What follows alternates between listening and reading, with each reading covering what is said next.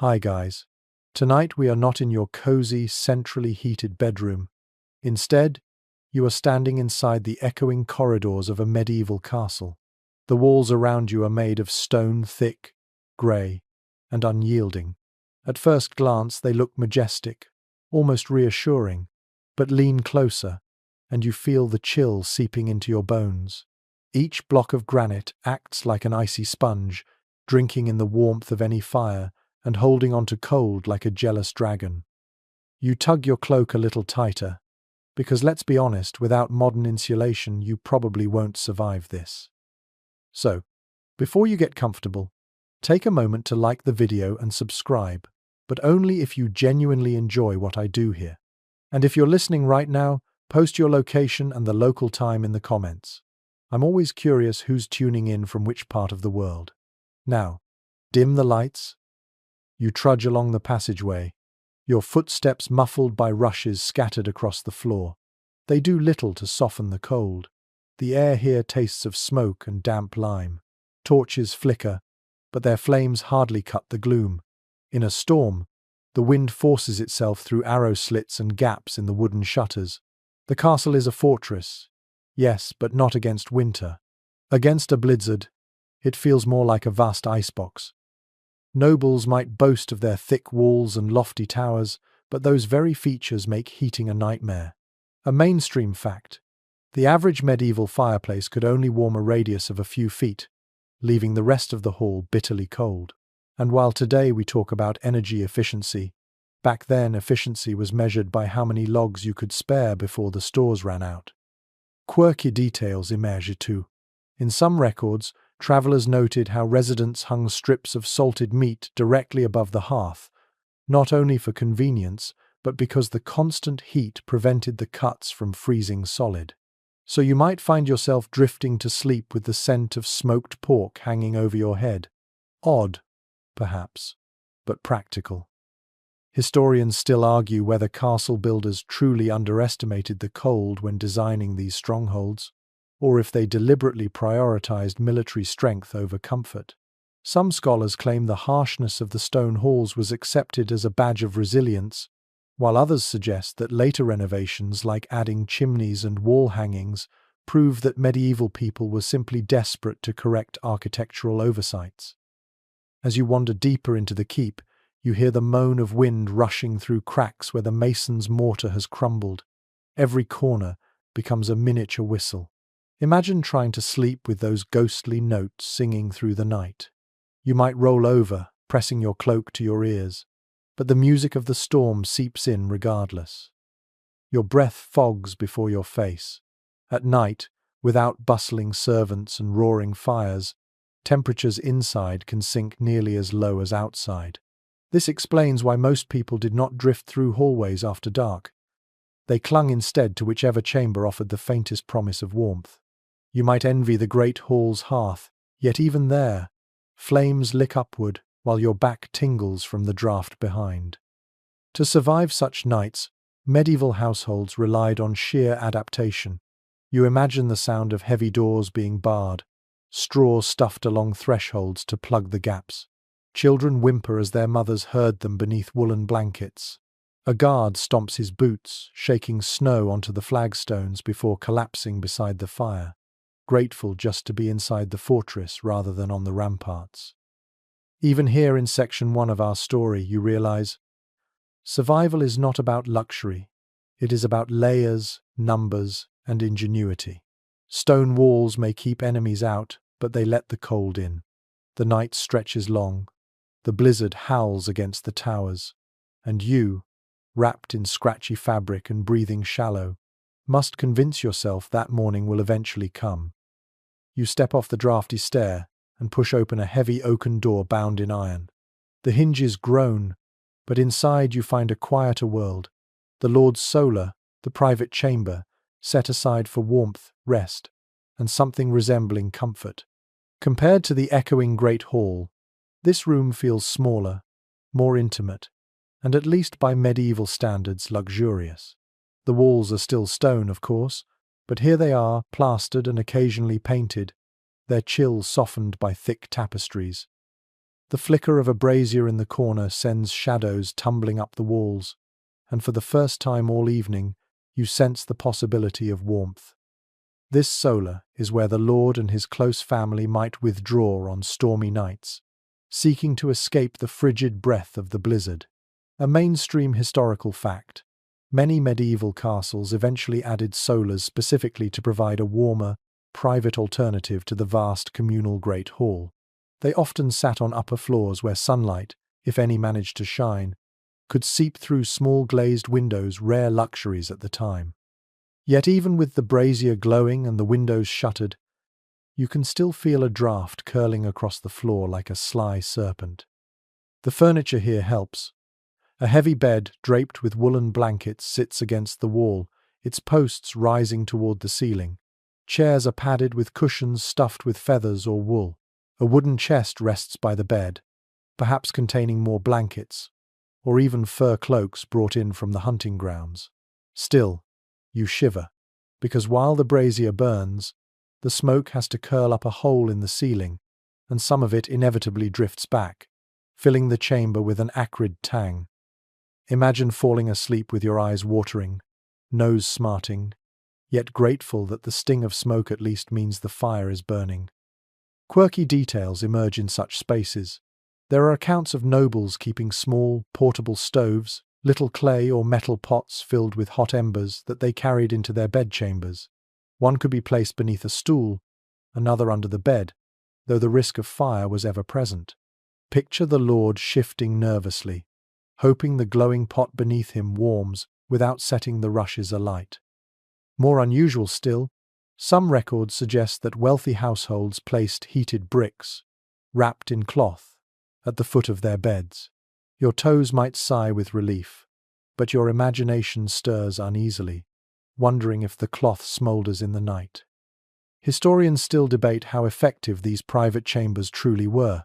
Some argue that the solar was a genuine improvement, offering a sanctuary from the worst of the cold, while others believe it was largely symbolic, more about showing status than achieving real warmth. After all, stone is stone, and heat escapes faster than it can be trapped. Was the solar a comfort, or simply the illusion of one? Scholars disagree, but standing here with your teeth chattering, you might lean toward the latter. In the solar, the sensory experience sharpens. The brazier crackles, faintly spitting as damp logs give off steam. The air tastes metallic, tinged with iron from the poker resting in the embers. The rush mat beneath your feet emits a grassy, almost sweet smell, though hints of last week's spilled ale linger. Draperies hang along the wall, embroidered with scenes of hunting stags or charging knights, but they are more than decoration. They serve as insulation, thin shields against the relentless stone. Run your fingers along the fabric and you'll feel the chill trapped behind, as though the wall itself is a sleeping giant breathing frost into the room. You imagine the Lord himself retreating here on a winter's night, slipping off his fur-lined cloak and lowering himself onto the bed. His boots thunk against the floorboards. A servant hurries to pour him a cup of warmed wine, spiced with cloves and honey, for even the wealthiest knew that a hot drink before sleep was a simple balm against the cold. A cat may leap onto the chest by the bed, curling into a circle of fur, while a dog snuffles contentedly at the foot. These companions add heat, but also a sense of companionship when the blizzard rattles the shutters like skeletal fingers. The solar represents privilege. Not every castle resident sees its warmth. Servants and guards linger outside in darker halls, their breath misting in the torchlight, while only a select few enjoy this chamber's meagre comforts.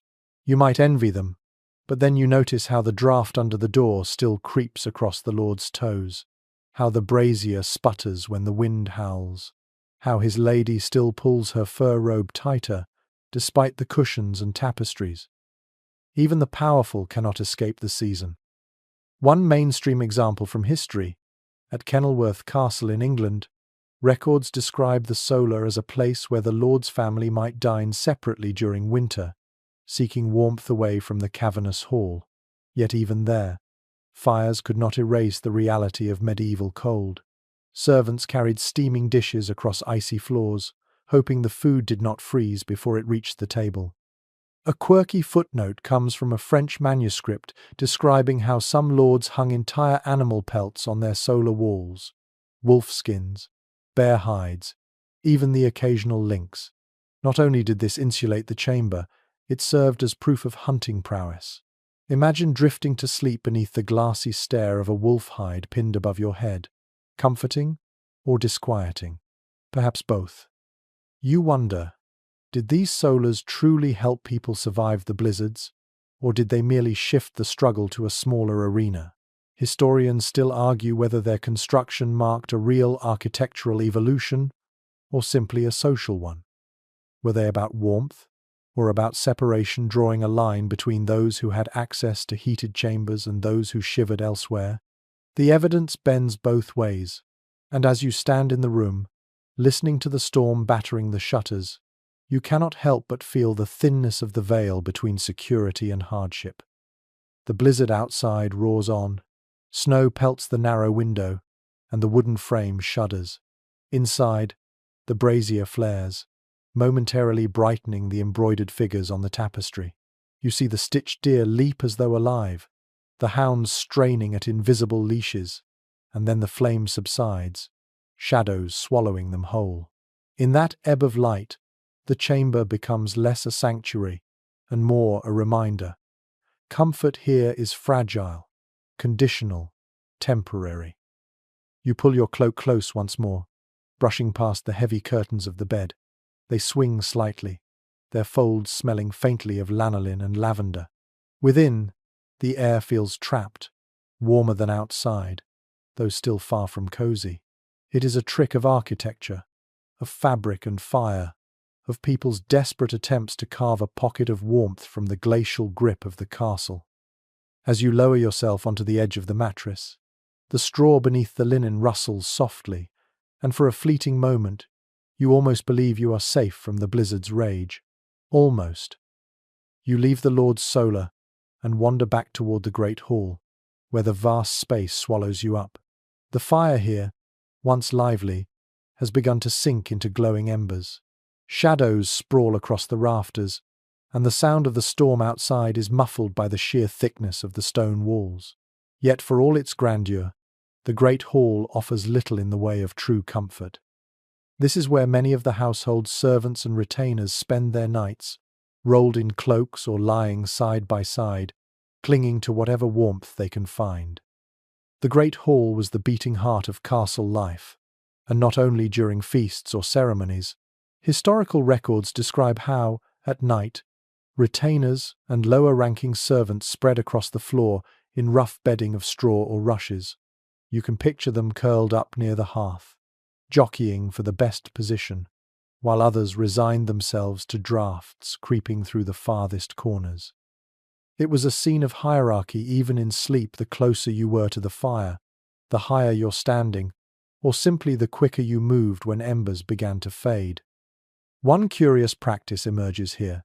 Some households kept a single candle burning throughout the night, not for light but to provide a sense of security and continuity. It wasn't enough to illuminate the hall. Instead, it glowed faintly, like a star in a cavernous sky. Servants would roll over in the night, glimpse that fragile flame, and feel reassured they had not been abandoned to darkness. Imagine lying on your back, eyes heavy, tracing smoke curling toward the beams, soot drifting gently like snow indoors. The question of how tolerable this sleeping arrangement was remains unsettled among scholars. Some argue that human bodies pressed together under shared blankets produced a surprising amount of heat, making the communal hall bearable even during the worst winters. Others suggest the cold was unrelenting, and that servants endured nights so frigid they barely rested. The evidence is contradictory. One traveller's diary paints the hall as cozy and bustling, while another complains of breath freezing on mustaches before dawn. Your senses fill with the experience. You hear muffled coughs as someone shifts beneath a rough woolen cloak.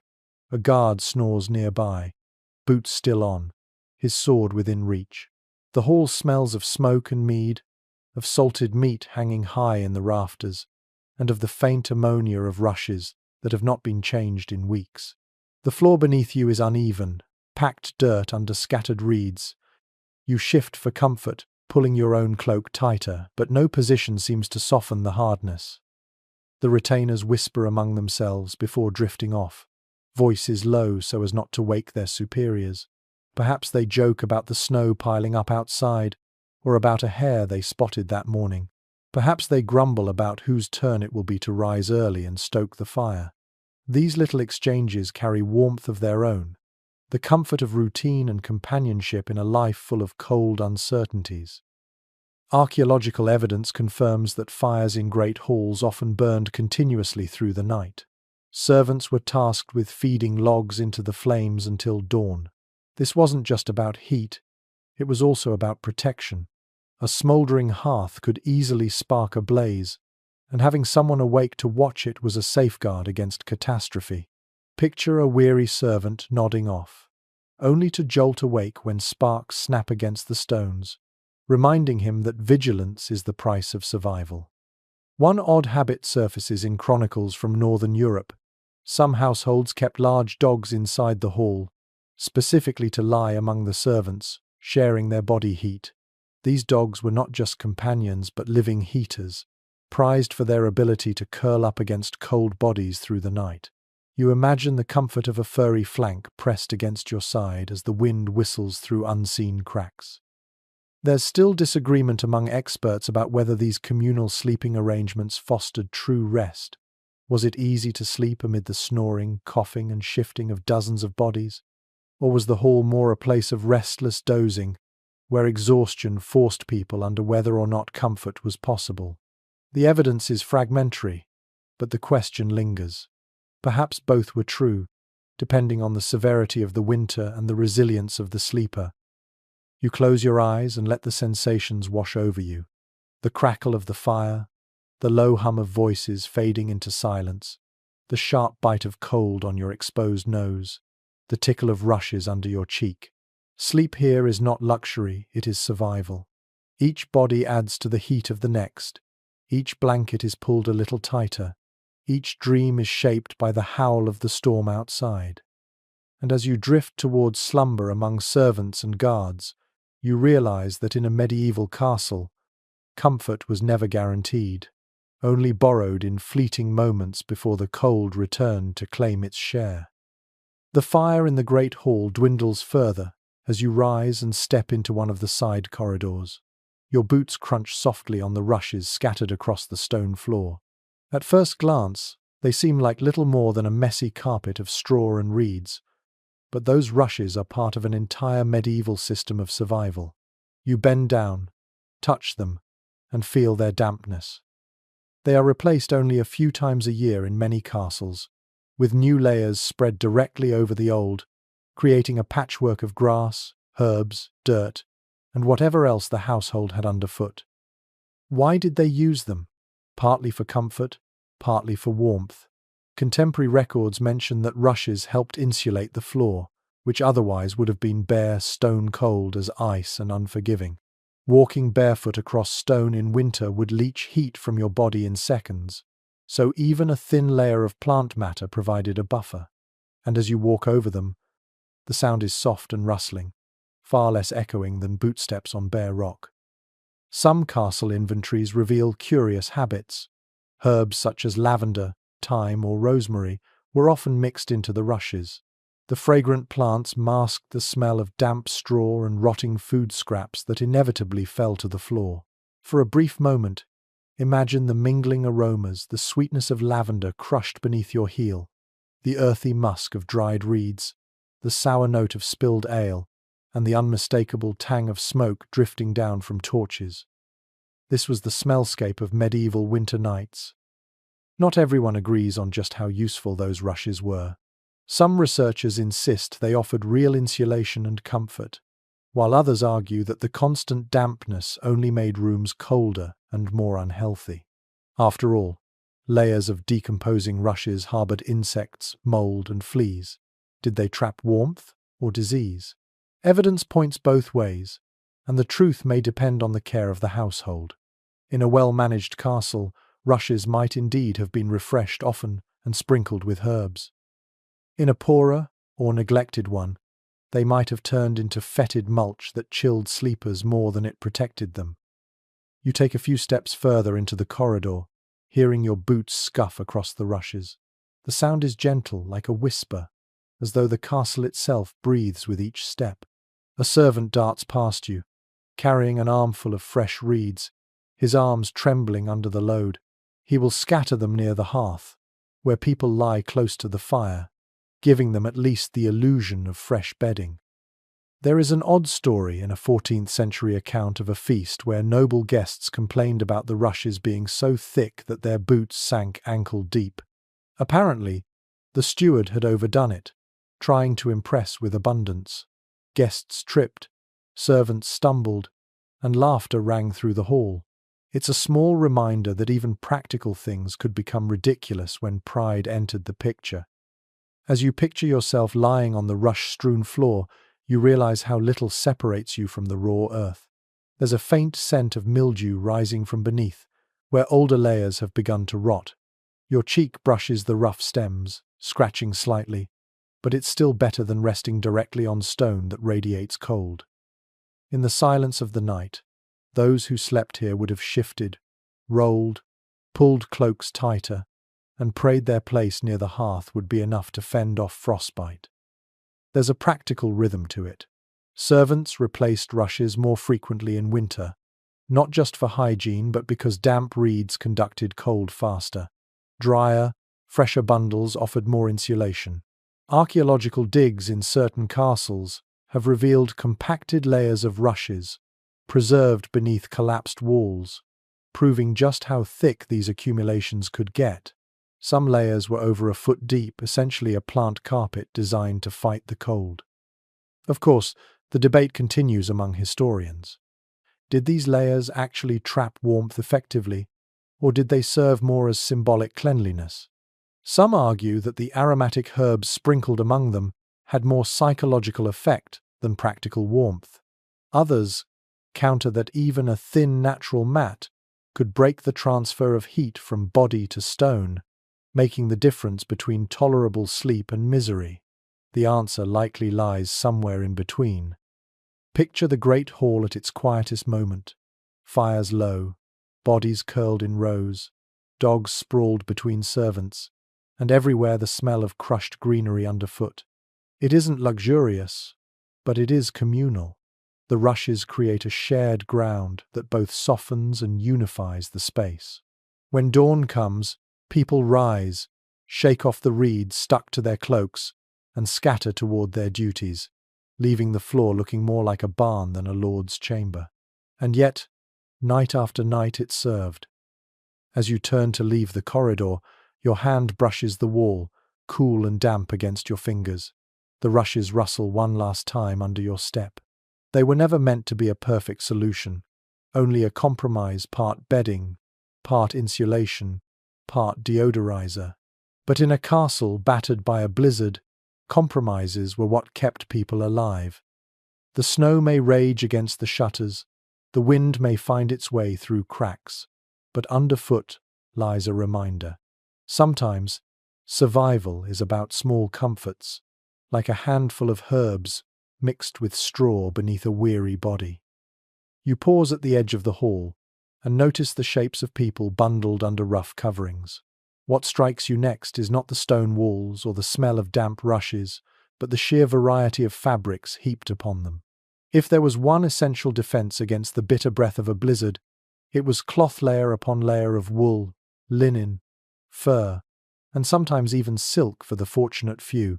These textiles were not just luxuries, they were lifelines. Wool was king. Contemporary accounts describe it as the most reliable insulator, spun thick and woven into blankets, cloaks, and tunics. Even coarse wool, scratchy against the skin, held warmth far better than anything else available. The castle's storerooms often overflowed with woolen goods, both for household use and for trade. As you pull one across your shoulders, you feel its weight press down, heavy but comforting, the fibers rough, yet oddly reassuring. That sensation of heaviness was part of its magic. To lie beneath wool was to feel anchored against the cold, as if the storm outside had less power over you. Linen, in contrast, was lighter and softer, but it was rarely used alone. People slept between linen sheets when they could, layering wool or fur over them. The combination of textures mattered. Linen wickered moisture away, keeping sweat from chilling the body, while wool trapped heat. Archaeological finds of medieval bedding often reveal these mixtures, fabrics sewn together, scraps recycled from old garments, every piece pressed into service. Survival meant nothing was wasted. Fur, however, was the crown jewel. Chronicles note how nobles slept beneath fox, bear, or even ermine pelts. Imagine lying down while servants draped such hides over you, the smell of musk and wild forest clinging faintly to them. Fur not only provided insulation, but carried symbolic weight. To sleep under the skin of a predator was to proclaim dominion over nature. Yet practicality underpinned even that symbolism. Fur was astonishingly warm, and in a castle besieged by snow, its value was beyond price. Travelers' diaries provide odd glimpses into these nightly routines. One Italian visitor to England remarked with surprise at how many layers northerners piled onto their beds, joking that it was like sleeping beneath an entire herd of sheep. To him, the sight seemed almost comical, but to those living through northern winters, it was a matter of survival. You can picture yourself lying flat, hardly able to move under the weight of the blankets, but grateful that the immobility at least meant warmth. There's still debate among historians about how widely furs were used by ordinary castle folk. Some suggest that only the wealthy could afford them, while others argue that rabbit and sheepskin were common enough to appear in servants' quarters. The evidence is fragmentary, but it hints at a spectrum: rare pelts for lords, everyday skins for retainers, and scratchy wool for everyone else. The lines blur when inventories list skins without specifying their type. Were they luxury items or humble scraps? The uncertainty lingers. You shift your weight, imagining the feel of layered garments against your skin. Medieval sleepers often wore clothing to bed, unlike our modern custom of undressing for the night. A long tunic, thick stockings, and even a hooded coif might accompany someone under the covers. The logic was simple. Why surrender any warmth your clothes had gathered during the day? To peel them off would be to invite frost onto bare flesh. The rustle of fabric as people turned in their sleep would have been constant, a low chorus of wool and linen brushing in the darkness. There is a curious anecdote about the Countess of Hainault, who supposedly slept with not one but two fur mantles over her bedclothes during a fierce winter storm. The story goes that she declared herself wrapped as snug as any babe in swaddling, a rare moment of humour preserved in a court record. Such exaggerations remind us that while survival was serious, people still found ways to laugh at their own bundles of fabric. The sensory picture deepens. You inhale the lanolin scent of wool, faintly greasy, mingling with the sharper tang of smoke from the hearth. The touch of fur is dense and soft under your fingertips, each hair bristling with trapped warmth. When you press your cheek against the linen beneath, it is cool at first, then slowly warming, like a handshake with a friend reluctant to let go. Yet, despite all these precautions, the chill never truly left. You imagine waking in the dead of night, the fire reduced to embers, and feeling your nose frozen, even while your body sweats beneath layers of blankets. Breath crystallizes in the air, drifting upward like tiny ghosts. To survive, you simply pull the coverings tighter, burying yourself deeper into the cocoon, praying morning comes quickly. Records show that storerooms were carefully managed in winter. Stewards tallied the number of blankets and furs, ensuring they were allocated where most needed. In some households, extra coverings were lent to favoured retainers during the coldest spells. In others, they were hoarded, locked in chests, used only when noble guests arrived. The politics of fabric shaped who slept warmly and who shivered through the storm. One peculiar tradition noted in Scandinavia was the use of reindeer hides spread hair-side up as bed covers. Their hollow hairs trapped heat so efficiently that even in the fiercest snowstorms, sleepers remained insulated. Travelers marveled at this practice, sometimes adopting it temporarily before returning home to their less exotic sheepskins. It's an image that lingers. The wind shrieking outside, the castle rattling in its foundations, and you lying snug beneath the hide of a creature built by nature to endure exactly such trials. Modern historians continue to question just how much warmth all these layers could realistically provide. Could wool and fur truly stand against temperatures that froze water barrels solid inside castle kitchens? Some argue yes, pointing to the insulating power of natural fibers. Others doubt, suggesting that even with the best bedding, sleep was often shallow, broken by shivers, and the need to huddle closer to companions. The truth, as always, likely lies in a mixture moments of comfort, punctuated by hours of discomfort, endurance stitched together by fabric. As you close your eyes, the blizzard still howls against the shutters, but within your cocoon of wool and fur, there is a fragile peace. Your limbs grow heavy, your breath steadies, and for a brief while, you almost forget the storm. The castle remains cold, the stone unyielding, but cloth humble, practical, endlessly layered, has given you the one thing you need most in winter, a fighting chance at sleep. You step quietly toward a corner of the chamber and notice a bed, unlike the low pallets or heaps of straw that most castle residents endured. Here stands the canopy bed, 4 stout posts rising upward, draped with thick curtains that enclose the sleeper like a fabric fortress within a stone one. The design is practical as much as it is imposing. Inside, with the curtains drawn, warmth is trapped, body heat multiplies, and the howling of the blizzard outside is softened to a dull murmur. You draw a curtain aside and peer within. It feels like stepping into a smaller, more intimate world. Contemporary accounts make it clear that these enclosed beds were prized among the wealthy. They symbolize status, yes, but also ingenuity. The heavy curtains were not just for decoration, they created a microclimate in which temperatures could remain several degrees higher than the rest of the room. In a castle where stone walls sucked heat like sponges, those few degrees could mean the difference between sleep and shivering wakefulness.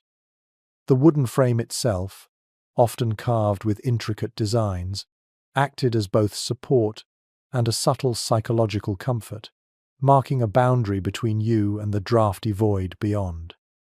Imagine yourself lying down inside such a bed. You pull the curtain closed, and at once the world shifts. The flickering of torches dims, the draft against your cheek disappears, and the sound of the storm becomes muted. The air inside is warmer, tinged with the scent of wool, fur, and faint lavender sachets tucked among the linens. Outside, the fire may dwindle, servants may snore on rushes, but you, tucked within your curtained cocoon, feel as though you've been transported to a safer place. One curious custom emerges in the records. Some households embroidered prayers or protective charms onto the inner lining of the bed curtains. These were not just symbols of piety, they were talismans against both the physical cold and the spiritual fears of the night. Picture a noblewoman tracing stitched words of scripture with her fingers as the wind rattles the shutters, murmuring them before drifting off, convinced that cloth and faith together formed a barrier stronger than stone. Archaeological evidence supports the existence of enclosed beds, even in humbler settings. Excavations in northern Europe have revealed remnants of box beds, wooden sleeping compartments built directly into walls, sealed by sliding panels or doors. These snug spaces, often shared by multiple sleepers, were the commoner's version of the noble canopy bed. Both served the same purpose, trapping warmth and creating psychological comfort. Yet not all historians agree on how effective these contraptions were. Some insist that fully enclosed beds became stifling, their air stale and smoky, while others argue they were lifesavers during bitter winters.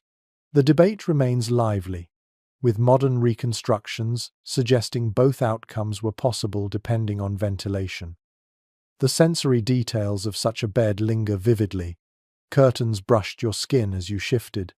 The wood frame creaked faintly, a reminder of the craftsman's labor. Inside, air was warm but also tinged with smoke that had seeped into every fiber over years of use. The feel of fur blankets against your legs contrasted with the smoother linen beneath your back. Your breath condensed faintly on the curtain fabric, dampening it, only to dry again as the brazier flared. There is a peculiar anecdote from a 15th century French household. A lord complained that his bed curtains had been gnawed by mice seeking shelter from the cold. Servants were scolded not for poor pest control, but for failing to patch the curtains quickly, because to sleep with a gap in the barrier was considered nearly unthinkable during blizzard nights. The story captures the importance of this fabric shield.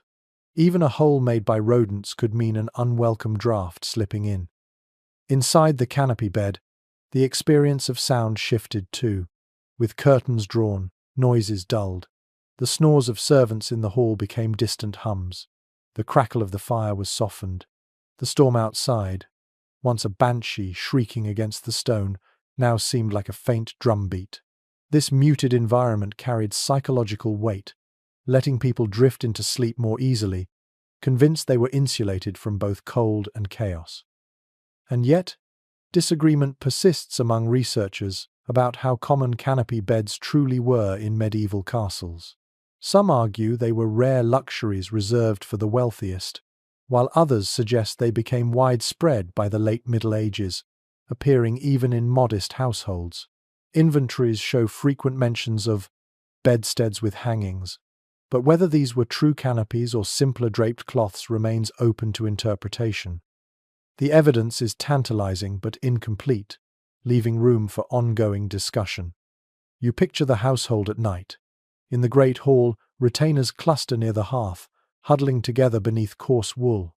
Children curl beside their parents in shared pallets. But in the solar, the lord and lady slip behind heavy curtains, sealing themselves into a cocoon of warmth and privacy. The symbolism is unmistakable. Here lies the boundary of class, marked not by gold or jewels, but by a bed with curtains thick enough to block winter's breath. There is an odd cultural note, too. In some regions, closing the bed curtains became a ritual, almost theatrical. Servants would draw them shut with ceremony, ensuring no gap remained, as though they were sealing their lord inside a protective womb. Some households even hung bells or charms on the curtain ties, so that if someone tried to intrude during the night, the disturbance would rattle a warning. Safety and warmth mingled in one enclosed space. You pull the curtain closed once more and sit within the dimness. The storm still rages outside the castle walls, snow piling against battlements, winds shrieking through arrow slits. But here, in the womb-like enclosure of the canopy bed, the cold is held at bay. Your limbs relax, your eyelids grow heavy, and for a brief while you forget the stone chill of the hall beyond. This was the promise of the canopy, not total warmth, but the illusion of security, a fragile sanctuary crafted from wood, fabric, and hope. The curtain of the canopy bed falls softly behind you as you step away, and once more you are reminded of the great contrast between nobles and the many others who filled the castle at night. Not everyone had a bed with carved posts and woolen hangings. For most, survival during a blizzard was about sharing.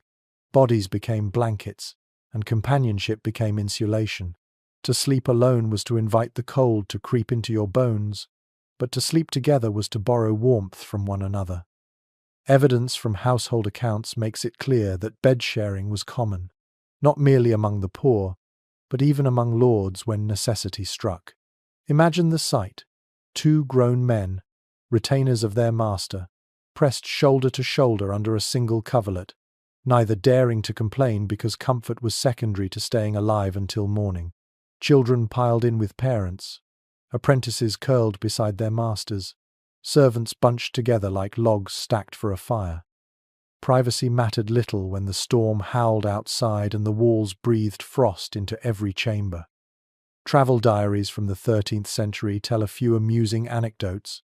One English knight, travelling through Flanders, wrote wryly about being stuffed like a sausage between two other men in a roadside inn, grateful at least that his companions were quiet sleepers. Such humour reveals a truth: The situation could be awkward, even comical, but warmth trumped pride. When you envision yourself slipping under a blanket with two strangers during a castle blizzard, you might laugh, but your survival instinct would silence any protest. Of course, not all historians agree on how widespread such practices were inside castles specifically. Some argue that servants almost always slept communally, while others point out that certain records describe individuals with their own pallets, suggesting more separation. The balance of evidence indicates that when the cold grew dangerous, the line between personal space and necessity blurred. Shared heat was simply too valuable to waste. The sensory memory of this arrangement would have been unmistakable. You'd smell the sweat of your companions, feel their elbows digging into your ribs, and hear the chorus of snores, coughs, and shifting bodies. Yet alongside the discomfort was a palpable sense of safety. The knowledge that you were not facing the night alone.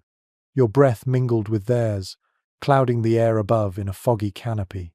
The weight of another's body pressing against you meant the cold had less room to creep in. There's an odd tidbit recorded by a 14th century chronicler.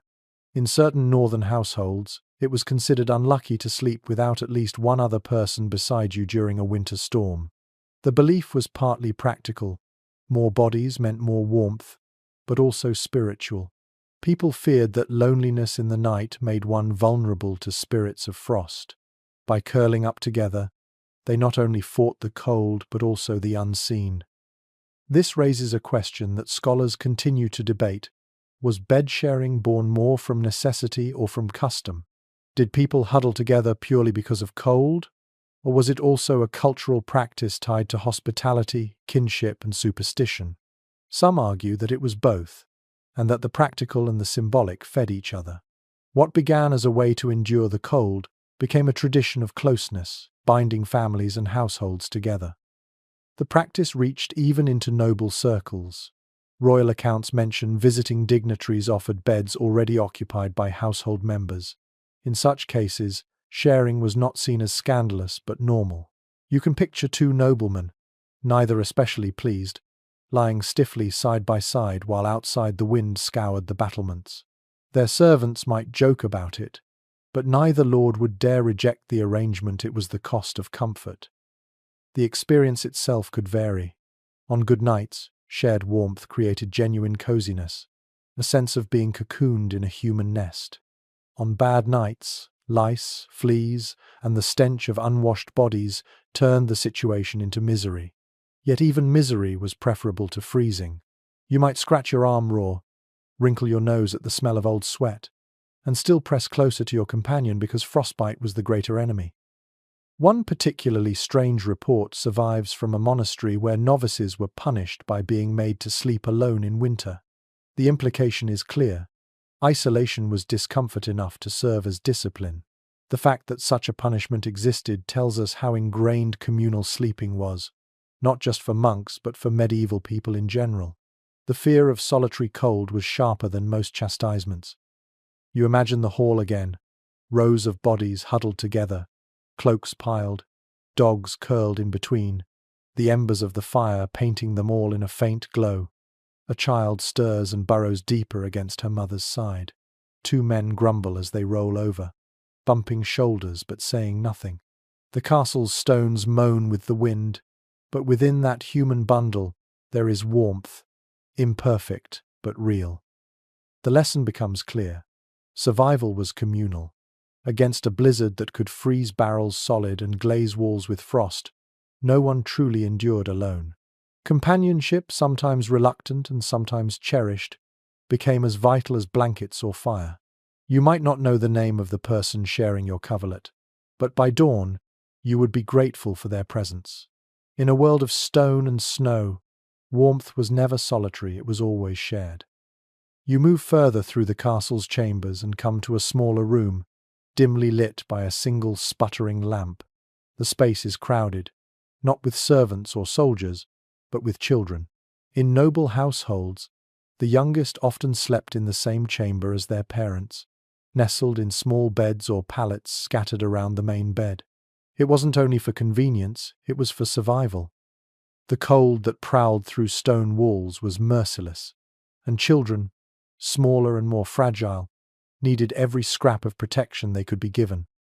Household records from the 13th and 14th centuries frequently mention cradles in the solar or little beds by the chamber wall. These were not luxuries but necessities. Infants slept in wooden cribs, sometimes covered with thin hoods to block drafts. Older children shared narrow pallets with siblings, often beneath the same heavy wool blanket. You can imagine the room, the lord and lady behind their curtains in the great bed, while nearby 2 or 3 children lie side by side, their small breaths fogging the winter air. The closeness of family was not only emotional, it was thermal. The arrangement had practical benefits beyond warmth. Parents wanted their children close, where cries in the night could be quickly soothed and blankets pulled tighter. In times of storm, when snow piled against doors and winds wailed through cracks, parents might rise to check on their little ones, adding another fur or tucking in an edge. In that sense, winter nights became family rituals of constant adjustment, checking, covering, comforting. There are curious descriptions in chronicles that show how far households went to keep children warm.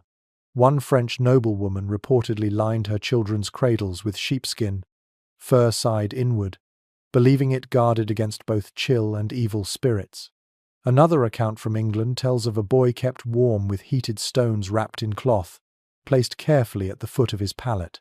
These details remind you that medieval people were endlessly inventive, even when their tools were crude. Of course, not all historians agree on how protective these measures truly were. Some argue that medieval children endured more exposure to cold than we imagine, with high infant mortality reflecting harsh living conditions. Others counter that families did all they could within their means, layering children in wool, fur, and cloaks, and that closeness in shared chambers greatly increased survival chances. The evidence is mixed, but the care shown in records, sheepskin linings, heated stones, extra quilts, suggests that parents fought the cold with determination, even if they didn't always win. The sensory reality of such a night is easy to picture. You hear the soft whimpers of a child as she shifts in her sleep, only to be hushed by a mother's hand smoothing her hair. The scent of warmed milk lingers faintly in the room, mixed with the lanolin tang of woolen blankets. The wooden cradle creaks gently as an infant stirs, then settles. You feel the air warmer here, not because the walls are any less cold, but because the press of bodies, parents, children, servants bustling in and out creates a microclimate of its own. One strange belief surfaces in German folklore.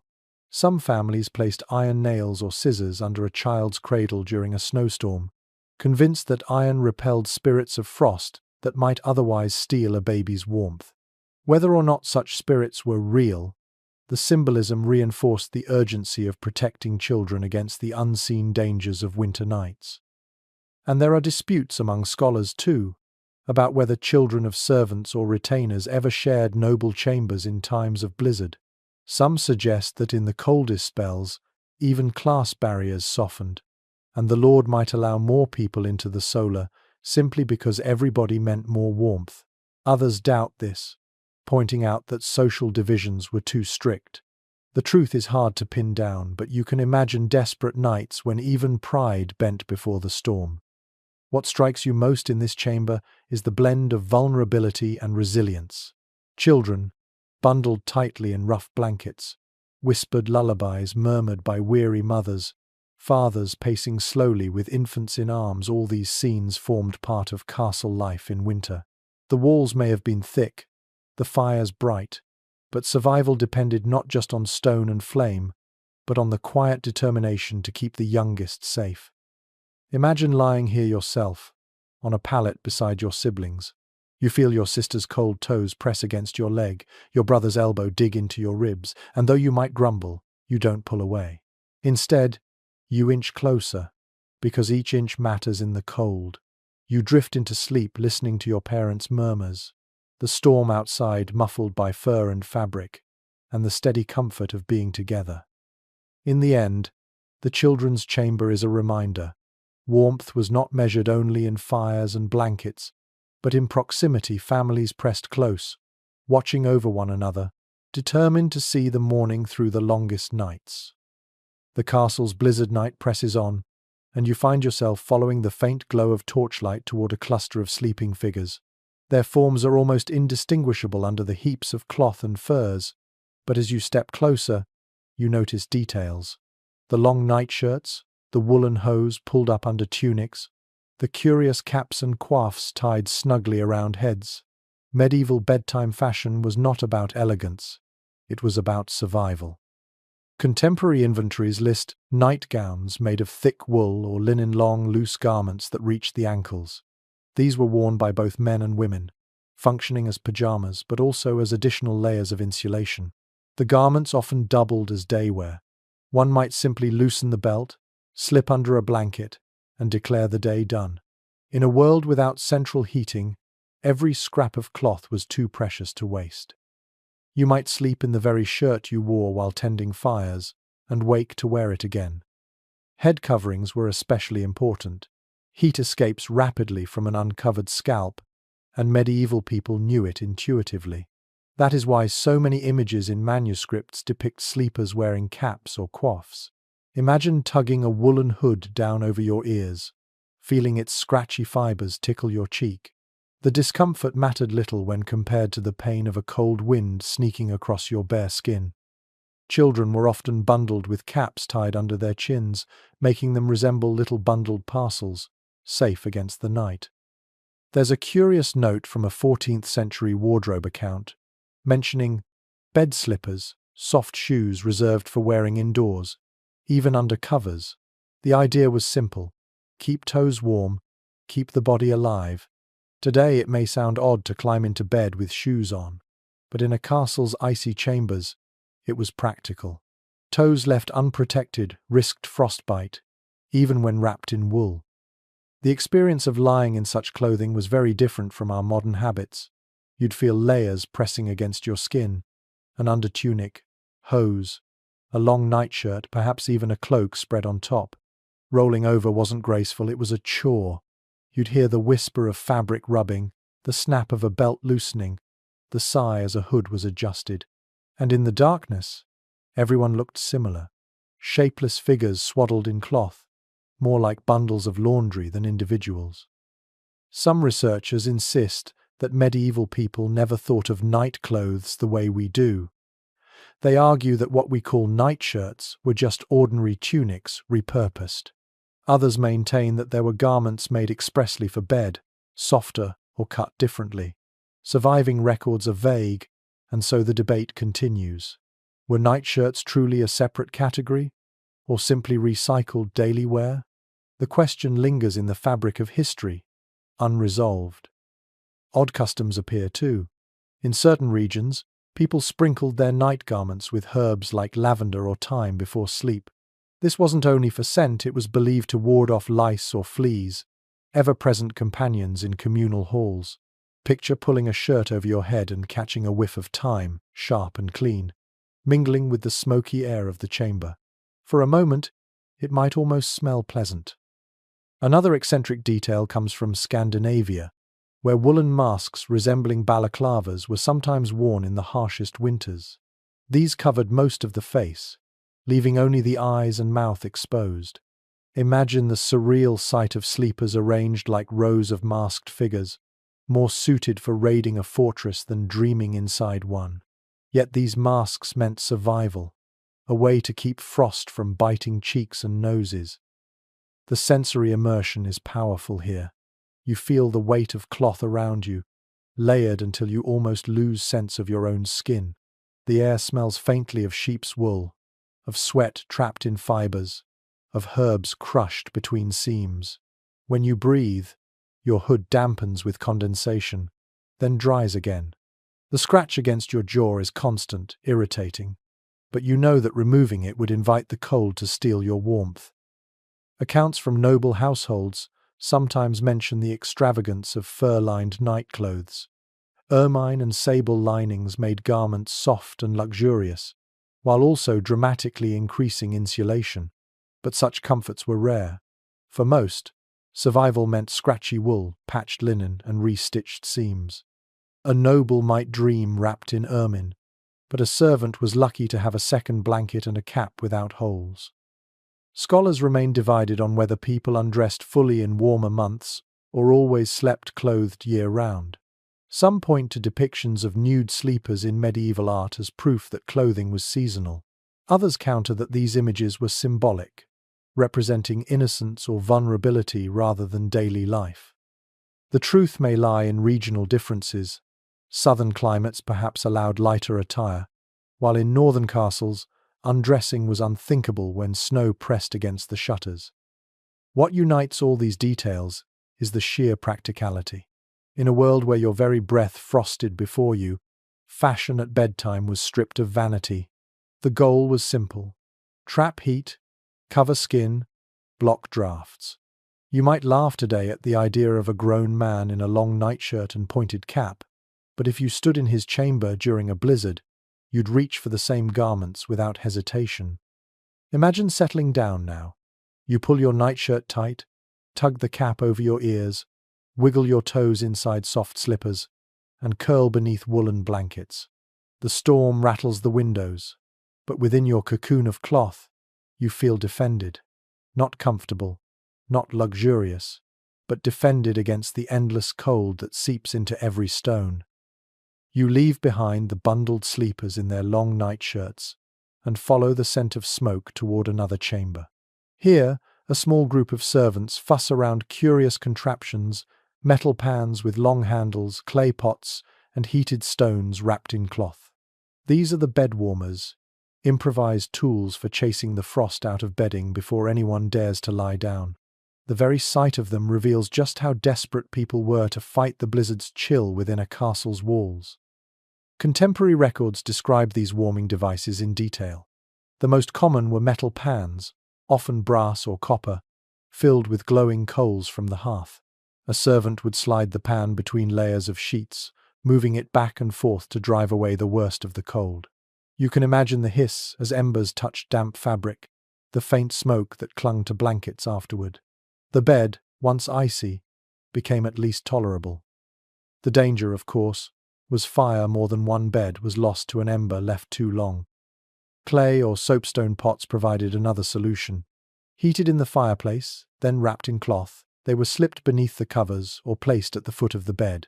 The warmth radiated slowly, fading only after several hours. Archaeological finds of these pots across Europe confirm their widespread use. Run your hand across the surface of one, and you'd feel the residual heat, the faint smell of ash lingering on your skin. It wasn't modern comfort, but it was ingenious.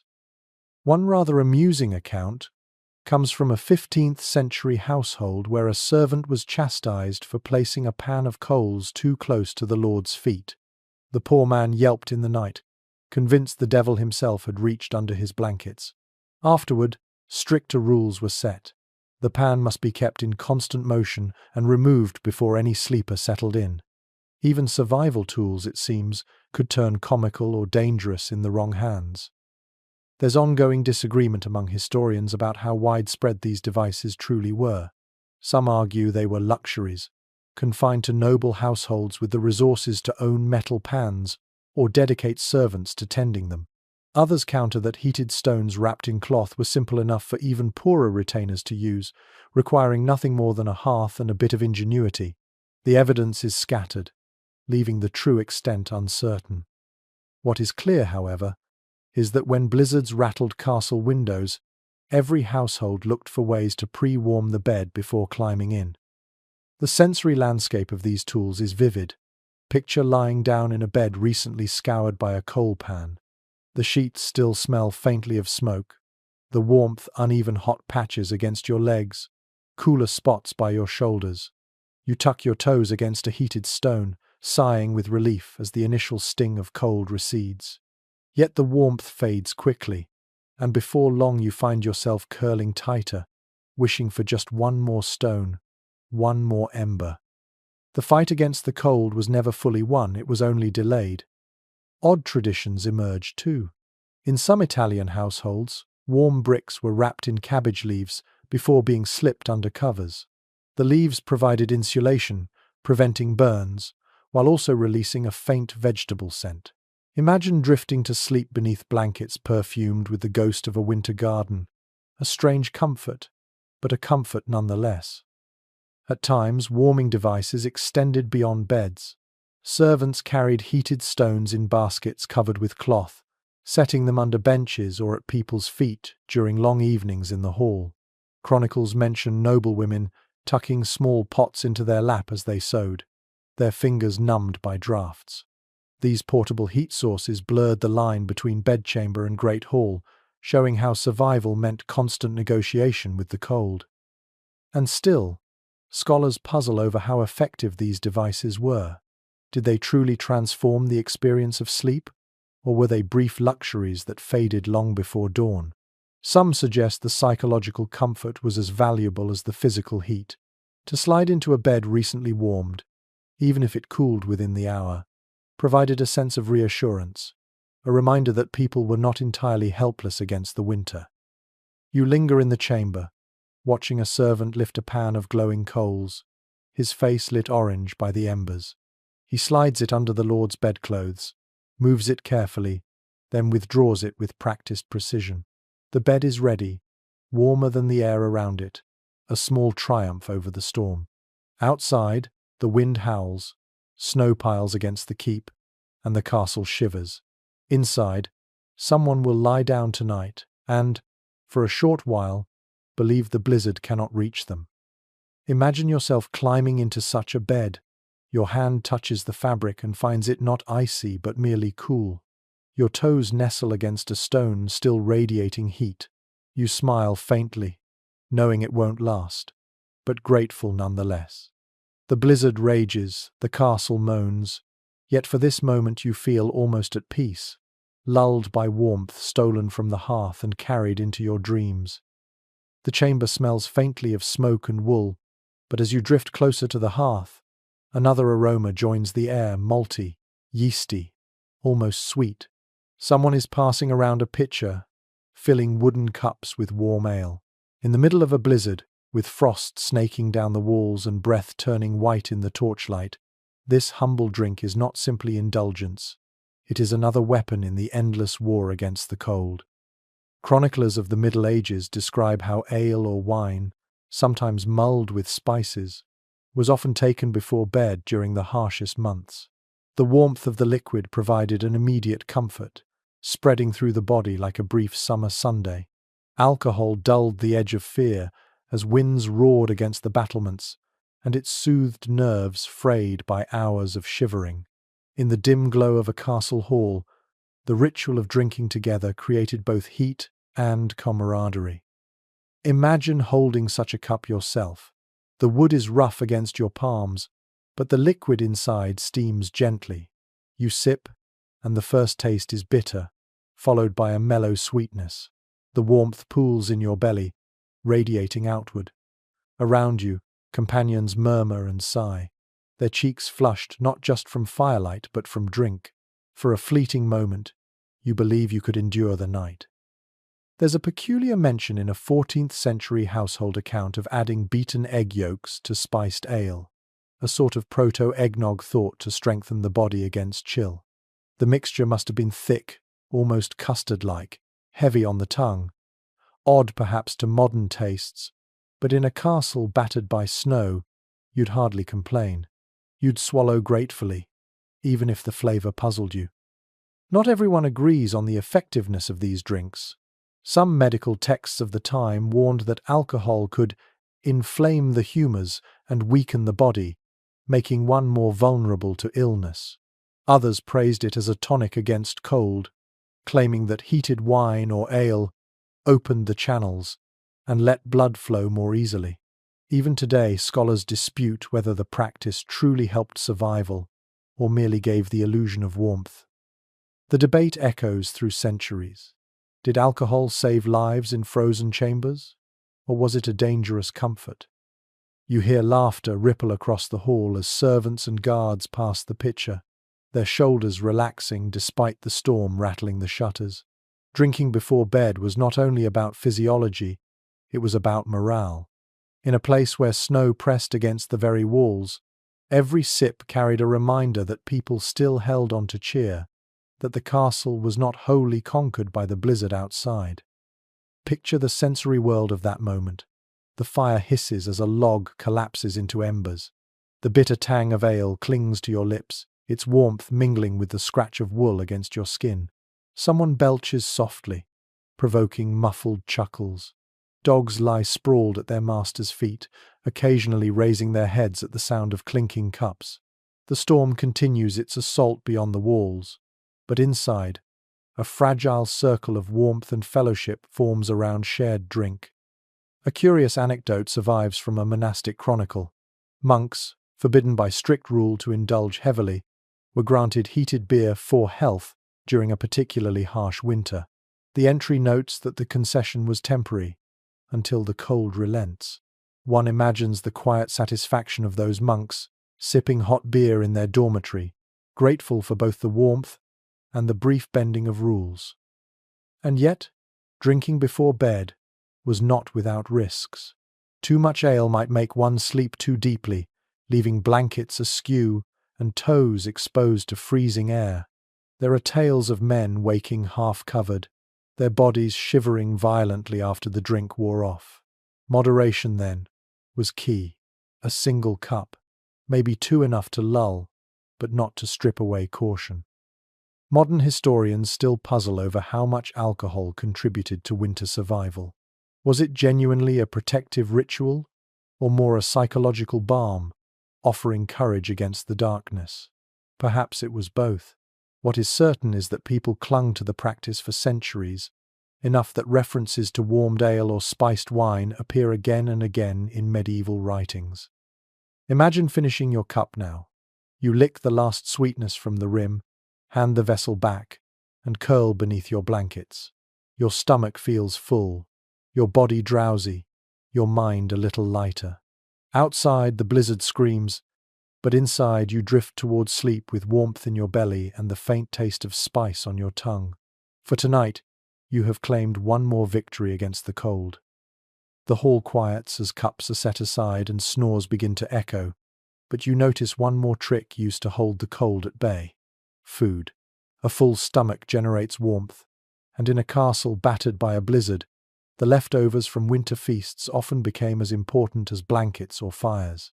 The night after a feast, when the hearth is banked and the winds rage, people curl into sleep with bellies still heavy, and that heaviness itself is a form of protection. Contemporary chronicles remind us that medieval winters were punctuated by celebrations: Christmas, Epiphany, Candlemas, occasions when households gorged on roasted meats, bread, and ale. Even when storms howled outside, kitchens remained busy, boiling stews thick enough to keep all but the harshest hunger away. Eating well before bed meant more than satisfaction. It meant insulation. You can imagine lying down after such a meal, the warmth of roasted mutton still radiating from your core, fighting off the icy air that seeped through cracks in the walls. The practicality of this habit is underscored by medical texts of the time. Writers claimed that food heated the stomach and the humors, protecting against the dangers of winter nights. Whether scientifically accurate or not, the belief guided behavior. Servants and lords alike sought to eat heartily before retiring, knowing that an empty belly was a liability when temperatures dropped. One curious detail emerges from household records. Some families deliberately saved fatty cuts of meat and rich pies for the coldest nights, reasoning that these foods stuck to the body longer. The logic is not entirely flawed. Fats and proteins provide slower burning energy. Imagine gnawing on a greasy joint of pork by firelight, the taste lingering on your lips as you shuffle toward bed, trusting that the calories will shield you until morning. There is debate among historians about how equally this practice applied across the household. Did retainers and servants truly have access to hearty food on stormy nights? Or was it mostly nobles who ate their fill while others endured meager rations? Some accounts suggest generosity, describing great cauldrons of stew ladled out to all who served the castle. Others paint a starker picture, with scraps handed to the lower ranks while the lord dined lavishly. The truth likely varied from household to household, shaped by wealth, season, and temperament of the ruling family. The sensory impression of such a night is vivid. You smell roasted meat, thick gravy congealing on trenchers, bread still warm from the oven. The fire crackles, throwing sparks that briefly illuminate grease-shiny lips and satisfied grins. Dogs lick discarded bones, tails wagging in the shadows. The storm roars beyond the shutters, but inside, the smell of feasting clings to the air, reassuring and heavy. Odd anecdotes abound. One tale from Burgundy describes a nobleman insisting that his guests consume spiced sausages late at night, lest their sleep turn to ice. Another account tells of peasants near a castle, sneaking into the kitchens during a storm, beg for stew, believing that without it, they would not live until dawn. These stories may seem exaggerated, but they reveal how tightly food and survival were bound in the medieval imagination. Not everyone agreed on the benefits of such heavy meals, however. Some physicians cautioned against stuffing the stomach before rest, arguing it led to nightmares and indigestion. Others swore by it, noting that soldiers on campaign always slept warmer after a hearty supper. The medical debate has never fully settled. Was food a genuine defense against the cold, or simply a comfort that made suffering easier to bear? You picture the great hall now. A few plates still rest on trestle tables, scraps of bread gone stale, bones gnawed nearly clean. A servant sneaks a final bite before curling up on the rushes. A child licks her fingers, savouring the last honeyed crumb before pulling a blanket around her shoulders. The castle settles into silence, but beneath every cloak and quilt is the memory of supper, a warmth that lingers invisibly as bodies drift into slumber. For you, the feeling is unmistakable. You lie down with your belly full, breath slower, limbs heavier. The storm still howls, the stone walls still leak frost, but inside you there is a glow, a stubborn ember of warmth fed by the feast. It may not last the whole night, but for now, it keeps the blizzard's claws at bay. The fire in the hall smoulders low, and most bodies are already bundled into uneasy sleep. But as you shift, rolling onto your side, you feel something warm press against your legs. At first you think it's another servant seeking heat, then you hear the soft sigh of a muzzle, the faint scratch of claws on rushes. It is no person at all, it is a dog. In the medieval castle, dogs were more than hunters or guards. They were bedfellows, loyal heaters that turned icy nights into something survivable. Household accounts and tapestries frequently depict dogs lying near their master's feet. They appear in both noble and peasant contexts, curling up wherever warmth could be found. The logic was simple. A living creature radiates heat, and to let it go to waste would have been foolish. You can imagine the comfort of a thick-coated mastiff pressing its bulk against your shins, or a smaller spaniel burrowing under your cloak as snowflakes rattled at the shutters. There's a curious entry in a 15th century court record that mentions a quarrel between two servants over who would sleep nearest the lord's hounds during a winter storm. The dispute became so heated that it required intervention from the steward. The detail seems almost comical, yet it highlights the value of a dog's warmth so prized that humans fought over it. The practice was not without symbolism. For nobles, allowing dogs onto their beds was sometimes a gesture of affection, a display that even the mightiest lord relied on humble animal warmth. For servants, sleeping among hounds reinforced bonds with creatures that also shared their labour and hardships. Dogs were not just pets, they were partners in survival. Still, scholars remain divided on whether all households permitted dogs in bedchambers. Some argue it was common, especially in hunting households where hounds were beloved. Others insist it was frowned upon, at least officially, with clerics denouncing the unclean habit of sharing sheets with beasts. The evidence varies by region and class. A tapestry might show a noble lady with a lapdog curled beside her, while a sermon might condemn the very idea.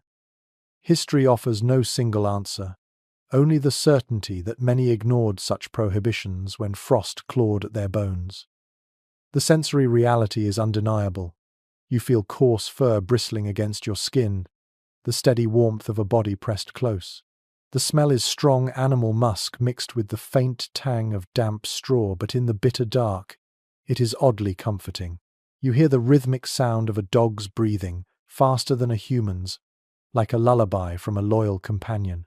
Occasionally the dog twitches in its sleep, chasing dream prey, and the movement jostles you, but you don't mind. Better a restless dog beside you than the numbing chill of empty space. One peculiar tidbit comes from northern England, where smaller breeds were sometimes nicknamed comfort dogs because of their role in warming beds.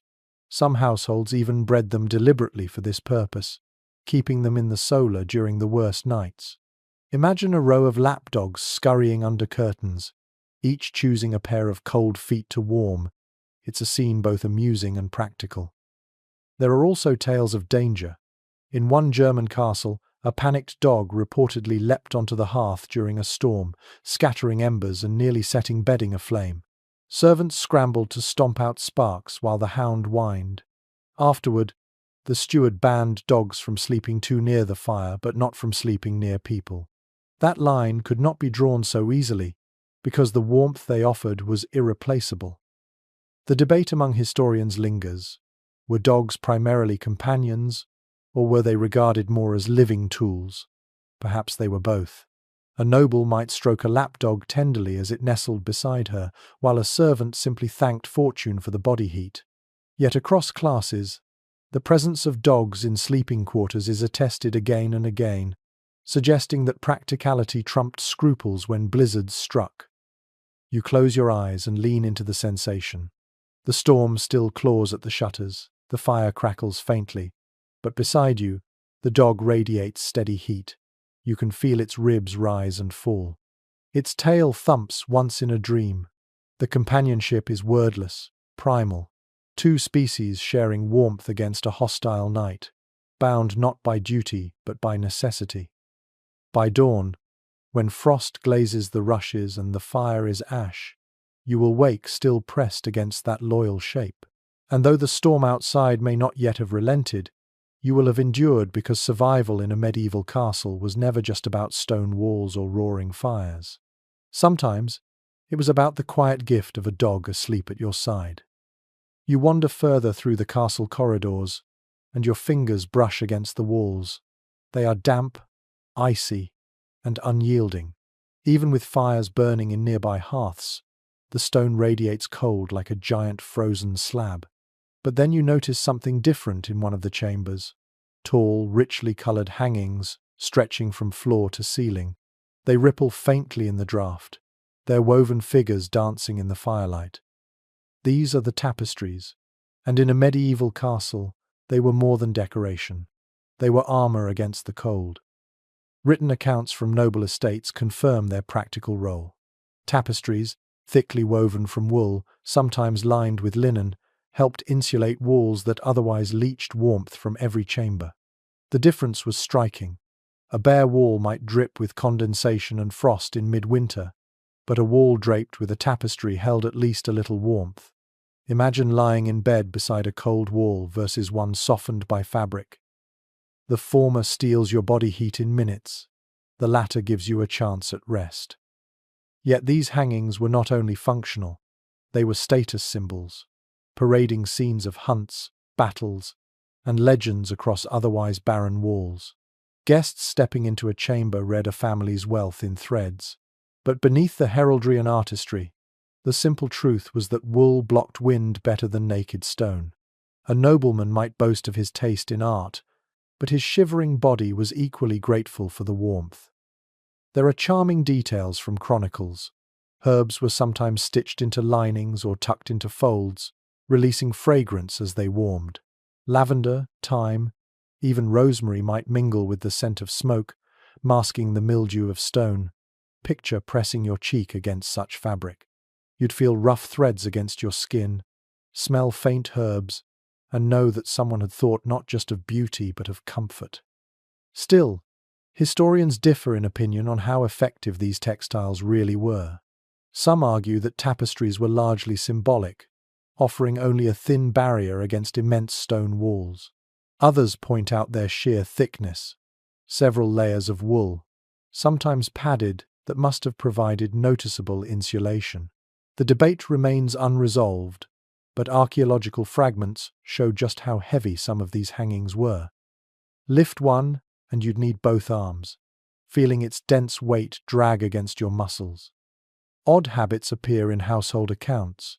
In certain castles, hangings were rotated seasonally, lighter linens in summer, heavy woolen or velvet tapestries in winter. Some households even hung animal hides behind the fabric, creating double insulation. You can almost hear the muffled sounds inside such a chamber, the way voices grew softer because the fabric absorbed echoes. It must have felt like entering a cocoon, the storm outside reduced to a distant moan. A particularly curious anecdote tells of a Scottish lord who supposedly ordered tapestries sewn together to create a temporary tent within his hall during a blizzard. Servants and family slept inside this fabric fort, its layers of wool trapping body heat. It may sound improvised, but in a night of deadly cold, the difference between bare stone and woven wool could be the difference between life and death. The sensory experience of a tapestry-lined chamber is striking.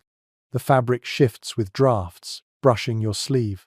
The firelight plays across woven huntsmen, making them seem to leap and chase.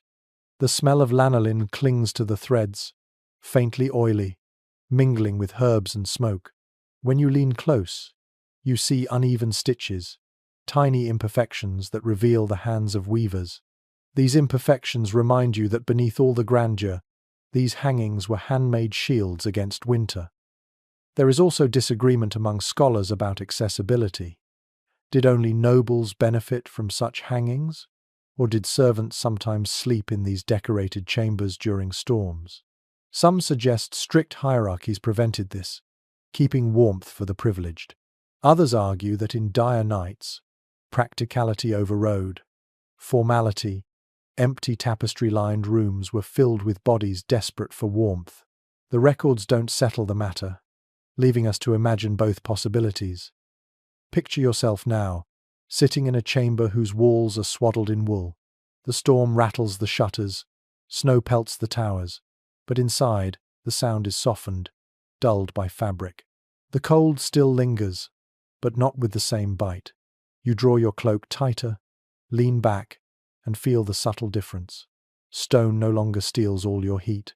For a moment, you understand why nobles prized these woven hangings so dearly. They were beauty, yes, but they were also survival stitched in thread. And so, as the blizzard rages outside, the tapestries ripple faintly, guardians of warmth and symbols of wealth, testaments to the ways medieval people fought both frost and fear. The chamber with its softening tapestries fades behind you, and you step back into the harsher corridors. Here the air feels sharper, more alive with drafts, and you catch sight of smoke curling along the ceiling.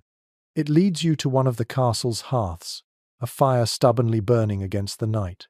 For all their importance, fireplaces in medieval castles were imperfect allies.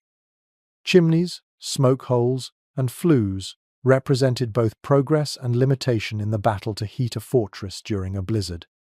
Early castles had open hearths in the center of the great hall, with smoke rising to a hole in the roof. The arrangement provided light and warmth but also left sleepers coughing, eyes stinging as soot descended from above. Later innovations added wall fireplaces with rudimentary chimneys, a significant improvement. Records from the 12th and 13th centuries show increasing references to new chimneys in castle accounts, evidence of their spread. They drew smoke upward more efficiently, allowing for somewhat cleaner air indoors. Still, the systems leaked heat, and sometimes failed altogether when snow clogged the openings or wind pressed down the flues. Imagine lying in bed on a stormy night. You hear the fire snap and hiss, smell the sharp tang of wood smoke, and feel warmth on your face. Yet behind you, the cold seeps through unchecked. Chimneys helped concentrate heat, but rarely spread it far. A person sitting 2 feet away might be comfortable, while another across the room froze. Archaeological surveys of castle remains confirm this unevenness. Burn marks on stone hearths show intense heat in one spot, while walls just meters away bore frost. One unusual practice noted in household records involved servants placing tall screens around the hearth. These wooden or fabric barriers kept heat from dissipating too quickly and protected people from sparks. Picture a small group huddled behind such a screen, forming a makeshift warm corner while the rest of the hall remained icy. The image is both cozy and stark comfort found in narrow, fragile pockets rather than whole rooms. But not all historians agree on how much chimneys improved life. Some argue they marked a turning point, making castles far more livable. Others suggest their impact was overstated, pointing out that drafts still whistled through unglazed windows and stone remained a poor insulator. The chimney may have lifted smoke, but it did not conquer the cold. The scholarly discussion continues, unresolved but illuminating. There's a quirky anecdote from a 14th century chronicle. During a severe blizzard, snow blew straight down a castle chimney, smothering the fire below. Servants frantically shoveled it out with iron ladles, their lord shouting that winter itself had invaded his hearth. The story may be exaggerated, but anyone who has seen wind drive snow sideways can imagine the plausibility. Fires, the very symbol of warmth, could be extinguished by the storm they were meant to resist. The sensory experience of such a night is unforgettable. Your face flushes from the fire, but your back prickles with cold. Smoke curls unpredictably when wind presses into the flue, stinging your eyes. Sparks leap, popping against stone. You taste ash on your tongue. Around you, bodies shuffle closer, seeking every scrap of heat, while those too far away pull cloaks tighter, resigned to chill. Odd solutions appeared across Europe. In some households, chimneys were angled or narrowed to resist drafts. Others built secondary vents to redirect smoke, creating complex systems that rarely worked as intended. Occasionally, households stuffed cloth into gaps or placed stones atop chimney openings during storms, desperate to keep out the snow. These improvisations reveal the constant struggle. Humans trying to tame fire and smoke in buildings never designed for comfort. The debate among scholars remains lively. Were medieval castles truly unbearable in winter, as travellers often complained, or were these accounts coloured by exaggeration? Some insist that fires and chimneys made life tolerable, pointing to long-inhabited keeps in cold regions. Others stress that even nobles wrapped in fur and seated by blazing hearths still shivered. The truth is likely both, that warmth was always relative, fleeting and fragile, no matter the technology. You linger by the hearth a moment longer, your cheeks burning as your toes ache with cold. The fire is fickle, its warmth uneven, its smoke intrusive. Yet it remains the heart of the room, the gathering point where people trade stories, sing softly, or simply sit in silence, hypnotized by the flames. Outside, the blizzard shrieks, snow battering the castle walls. Inside, imperfect as it is, the fireplace offers hope, a reminder that even a flawed fire is better than none. Leaving the smoky hearth behind, you take a turn into one of the narrower corridors, your torch flickering against walls that seem to breathe cold air. At first, you think the blizzard is finding its way through cracks in the shutters, but then you realize the drafts here are different, sharper, more sudden, as though the very stones are sighing. You've stumbled upon one of the castle's secret passages. They were built for strategy, for escape, and for moving unseen. Yet in winter, these hidden veins of the fortress became icy channels funneling the storm straight inside. Medieval castles often contained concealed staircases, tunnels within walls, and narrow shafts leading from one chamber to another. Chroniclers describe them as marvels of defense and intrigue, but architectural surveys reveal their unintended side effect. Drafts poured through them like water through cracks.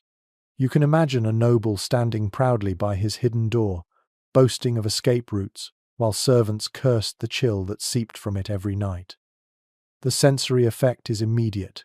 You press your hand against the wall, and cold air whispers past your fingers, as though some phantom breathes from within. The torch sputters, flame bending toward the unseen opening. Your cloak flutters gently, betraying the current. In a castle already chilled by stone and wind, these secret spaces became invisible enemies of comfort. Some household records mention attempts to block them temporarily. Heavy tapestries were hung across suspicious doors, or chests were dragged against them to dam the draught. But secrecy often prevented full closure after all. What good is a hidden passage if it's barricaded by furniture? The result was compromise, cold tolerated for the sake of defense. An unusual anecdote comes from a Welsh castle, where a servant reportedly froze to death in a narrow wall passage while attempting to stoke a hidden lamp. The story may be tragic embellishment, yet it illustrates the peril of venturing into these unheated arteries during storms. Imagine being ordered to carry a message through a shaft as snow howled outside your torch smothered, your breath clouding before your eyes, each step colder than the last. There is disagreement among historians about how much these passages truly worsened conditions. Some argue they were sealed tightly enough to limit drafts. Others insist their presence is why certain chambers never stayed warm, no matter how many fires burned. Archaeological evidence of soot stains within walls suggests fires were indeed drawn towards such channels, reinforcing the idea that airflow was constant. But just how severe? The debate remains open. Quirky customs developed to cope. In some households, servants stuffed straw into cracks before winter, pulling it out again when spring came. Others sprinkled herbs into the stuffing, hoping to mask the smell of damp air. Picture kneeling with hands full of dry grass, pushing it into a hidden seam while your breath frosts in the lamplight.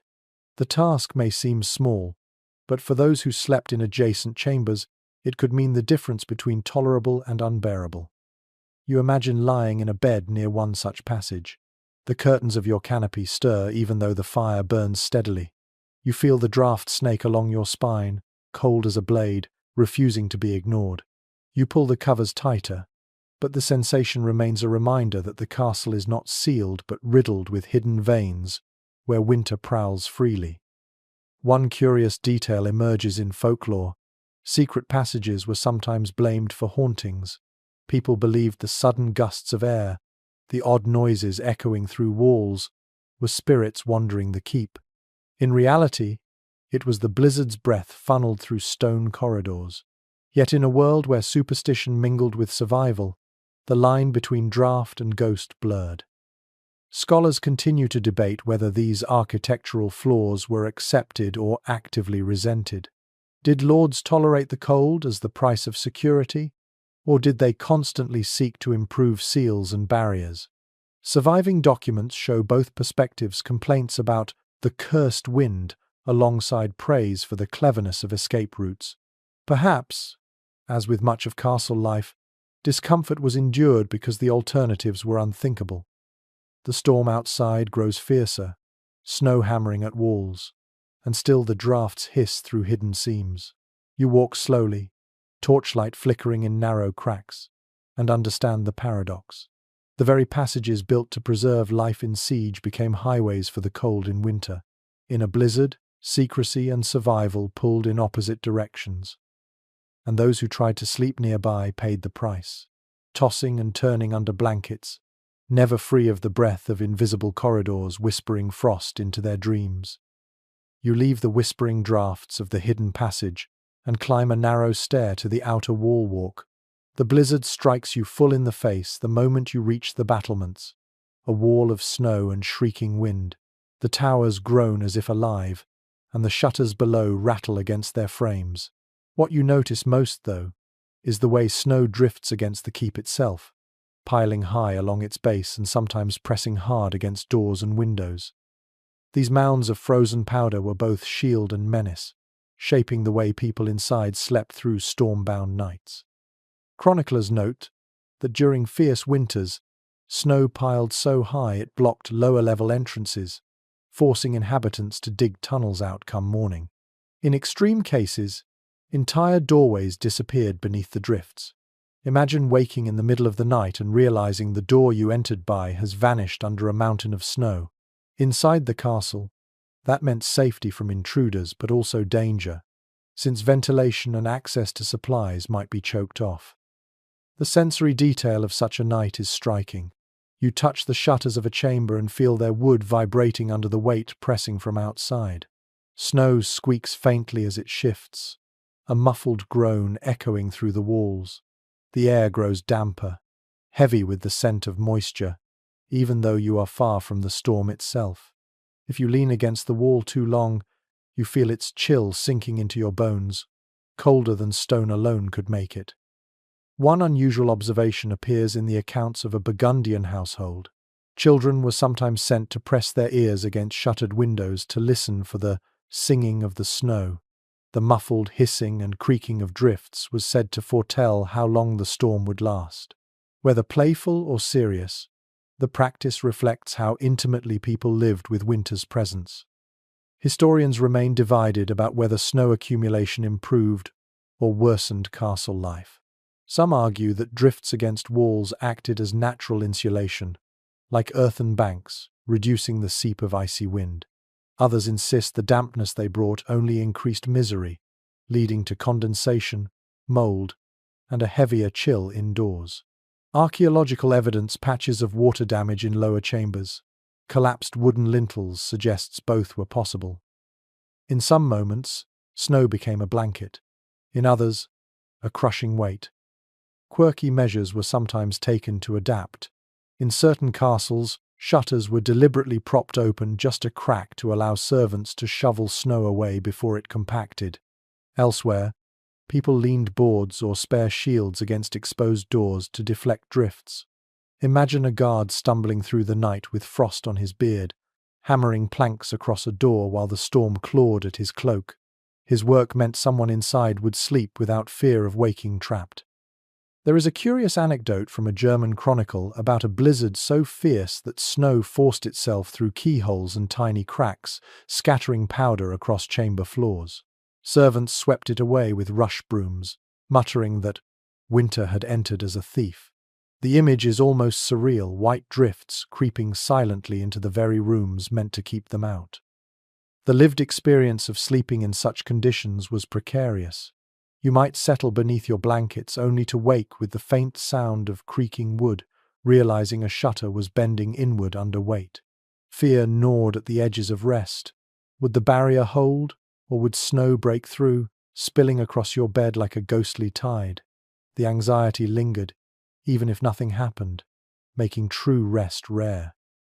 And yet, the snow could also bring reassurance. When piled against walls, it muffled sound, silencing the blizzard's scream into a soft hum. Imagine lying awake, at first startled by silence, then soothed as you realized the snow had wrapped the castle in its own frozen cocoon. The warmth inside may have been meager, but the quiet was priceless, a rare lullaby born of storm. Scholars still debate whether inhabitants regarded snowdrifts more with dread or with relief. Some letters describe the joy of feeling a room suddenly less drafty, as if the storm itself had lent insulation. Others complain bitterly of damp bedding, collapsed shutters, and the stench of mildew that followed. The answer, as so often, lies in circumstance. In some moments, the snow was an ally, in others an enemy. You picture the keep at dawn after such a night. Doors on the ground level vanish beneath sculpted mounds, windows are hidden behind icy crusts, and chimneys puff faintly through white caps. Inside, people stir, rub their arms, and wonder whether they are prisoners of the storm or safe within its embrace. You step back from the shutter, trace a finger along the frost rimed on the wood, and realize that survival here was never simply about keeping snow out. It was about learning to live with it, embracing the paradox of a storm that both threatened and shielded, both chilled and muffled, both menaced and comforted. You descend from the battlements, brushing snow from your cloak, and step back into the castle's dim heart. The howling of the storm fades to a dull moan as you cross a corridor and enter a chamber faintly lit by oil lamps. Here, the air carries not only the smell of smoke and damp stone, but also the murmur of voices. Men and women kneel beside their beds or before small crucifixes, their lips moving in whispered words. Prayer before sleep was no small ritual in a medieval castle. On nights when blizzards clawed at shutters and darkness felt alive with danger, turning to God or saints, or charms was as essential as blankets and furs. Contemporary devotional texts urged Christians to recite prayers before bed, especially in winter when long nights were seen as perilous times for the soul. The bedtime prayer was as much a shield as any wall. Phrases like, "Lord, guard me through the night, deliver me from evil dreams," were muttered under heavy breaths while snow rattled on the roof. You can imagine a nobleman pulling his bed curtains shut, tracing the sign of the cross, and whispering words half to God and half to himself. Reassurance that morning would come, and that he would wake to see it. The ritual carried psychological weight. To sleep in such conditions meant surrendering control. Fires dwindled, servants nodded off, and the blizzard roared unchecked. Prayer provided comfort, a sense that higher powers kept watch when human eyes closed. For some, this assurance was as warming as fur. Unusual customs varied by region. In certain French households, people sprinkled holy water on bedding before lying down, believing it would repel both demons and disease. In Germany, small crosses of ash or chalk were drawn on shutters, intended to guard against frost spirits thought to slip through cracks. Imagine bending down with cold fingers, sketching a trembling cross on a window frame while icy air leaked in, convinced that mark would keep death itself outside. There is ongoing debate among scholars about how much these nightly devotions were acts of deep faith versus habits born of fear. Some argue that prayer reflected genuine spirituality, rooted in trust in God. Others emphasize the superstitious element rituals performed mechanically, half-believed, fueled by anxiety more than devotion. The truth likely sat somewhere between, for in the medieval mind, faith and fear often walked together. The sensory picture of such nights is powerful. You hear whispered Ave Marias mingling with the creak of wood under frost. The smell of incense lingers faintly where a censer burned earlier in the chapel, now clinging to clothes. Fingers trace rosary beads, the polished wood smooth against skin chapped by cold. Children mimic their parents' gestures, fumbling over words, while parents smile faintly, proud even in fatigue. One curious anecdote survives from a monastic chronicle. During a fierce storm, a group of monks reportedly sang psalms throughout the night, believing their voices kept demons of frost from entering the cloister. By morning, some had collapsed from exhaustion, yet the record praises their vigilance. Whether literally effective or not, the act shows how deeply prayer was intertwined with endurance. Yet, the practice was not limited to Christians. In border regions or households with mixed traditions, charms and folk incantations blended with formal prayers. A woman might murmur the Lord's Prayer, then tuck a sprig of rosemary under her pillow against the cold breath. Such mixtures reveal the pragmatic spirit of survival. No single method was dismissed if it might help. Historians remain divided on whether prayer truly calmed sleepers or whether fear persisted regardless. Did murmured words genuinely steady the heart, or were they only pauses before another hour of shivering wakefulness?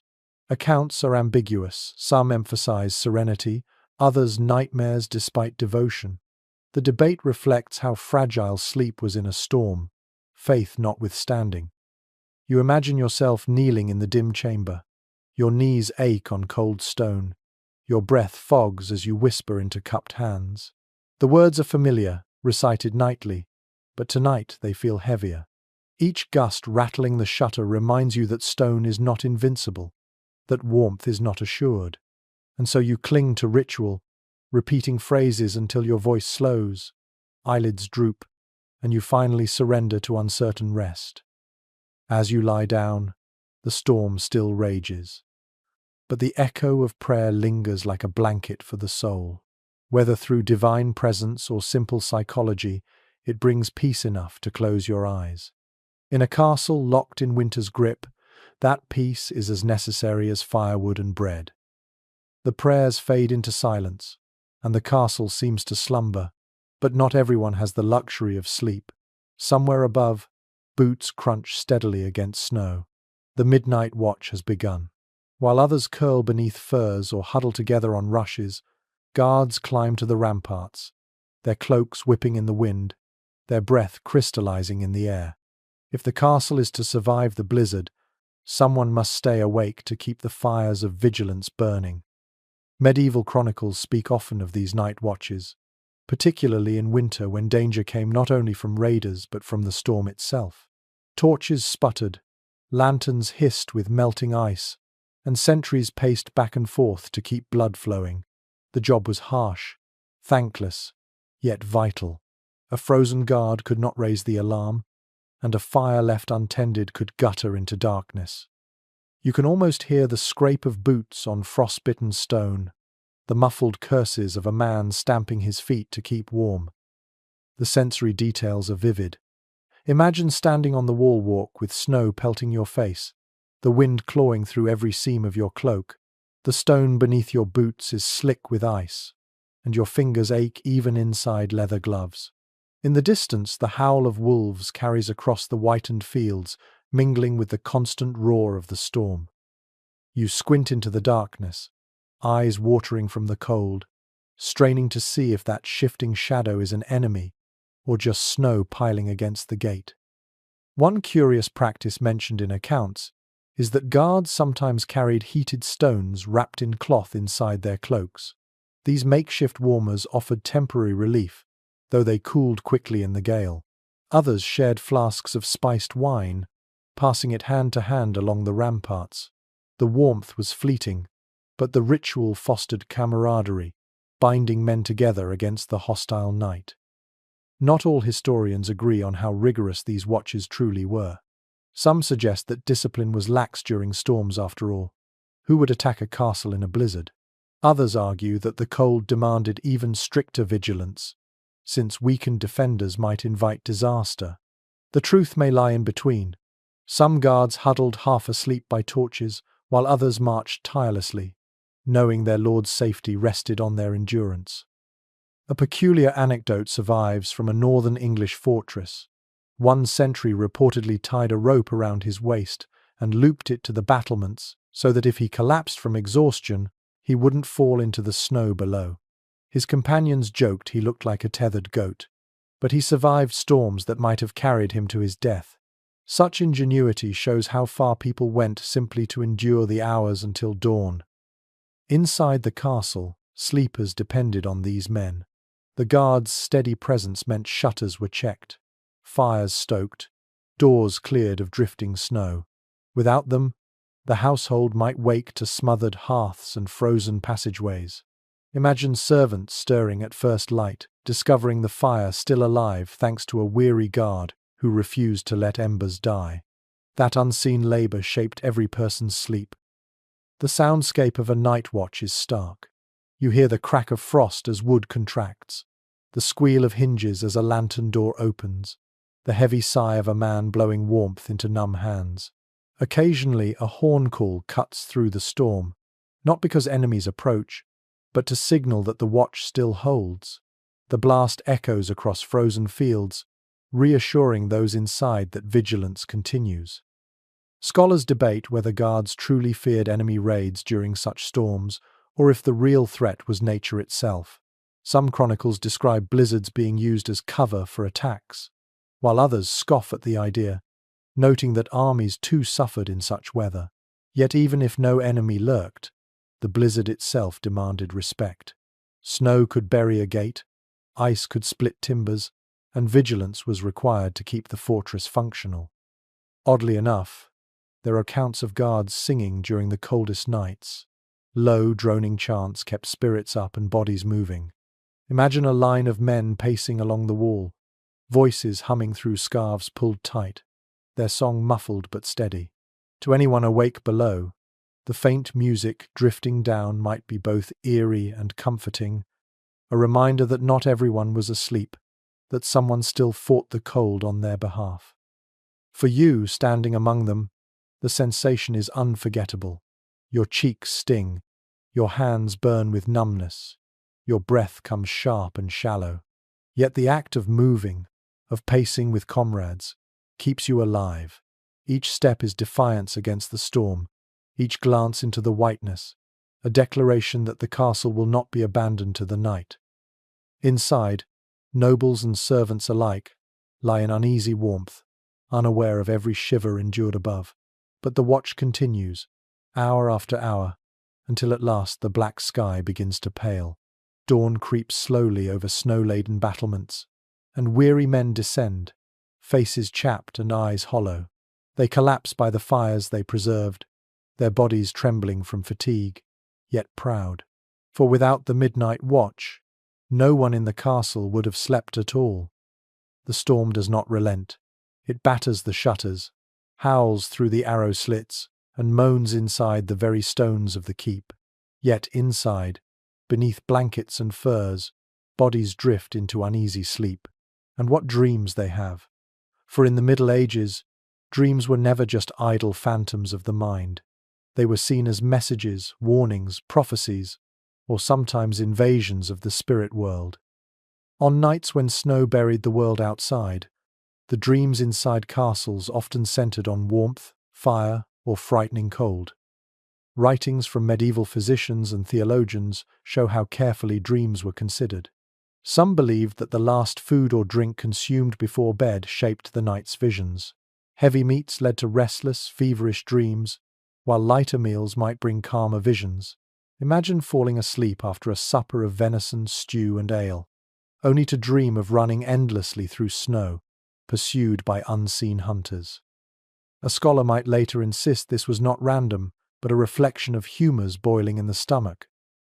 One curious record from a 14th century diary tells of a nobleman who dreamt during a blizzard that fire leapt from his hearth and spread across the hall. He woke terrified, certain it was an omen, and ordered guards to watch the fire more carefully that night. Whether coincidence or foresight, the hearth indeed smoked dangerously, and only quick action prevented disaster. Such tales reinforced the belief that dreams were warnings, not whims. But there's disagreement among modern historians about how seriously medieval people interpreted such nightly visions. Some argue they placed great stock in every detail, consulting clerics or dream books to decipher meanings. Others claim only the unusual or vivid dreams were considered significant, while most were dismissed as the result of indigestion or fatigue. The truth probably lay somewhere between. On ordinary nights, dreams were ignored, but on storm-racked nights, when every sound felt ominous, they carried weight. Odd remedies were sometimes applied to influence dreams. A servant might tuck herbs like sage or mugwort under a pillow, hoping for pleasant visions. Others wore charms or small relics around their necks to ward off nightmares. Picture yourself lying in a curtained bed, clutching a tiny cross as snow rattles against the shutters, whispering a plea that no demon of frost creep into your sleep. The sensory world of such dreams is easy to imagine. You toss beneath blankets, your body hot from layers of wool but your nose stung by icy air.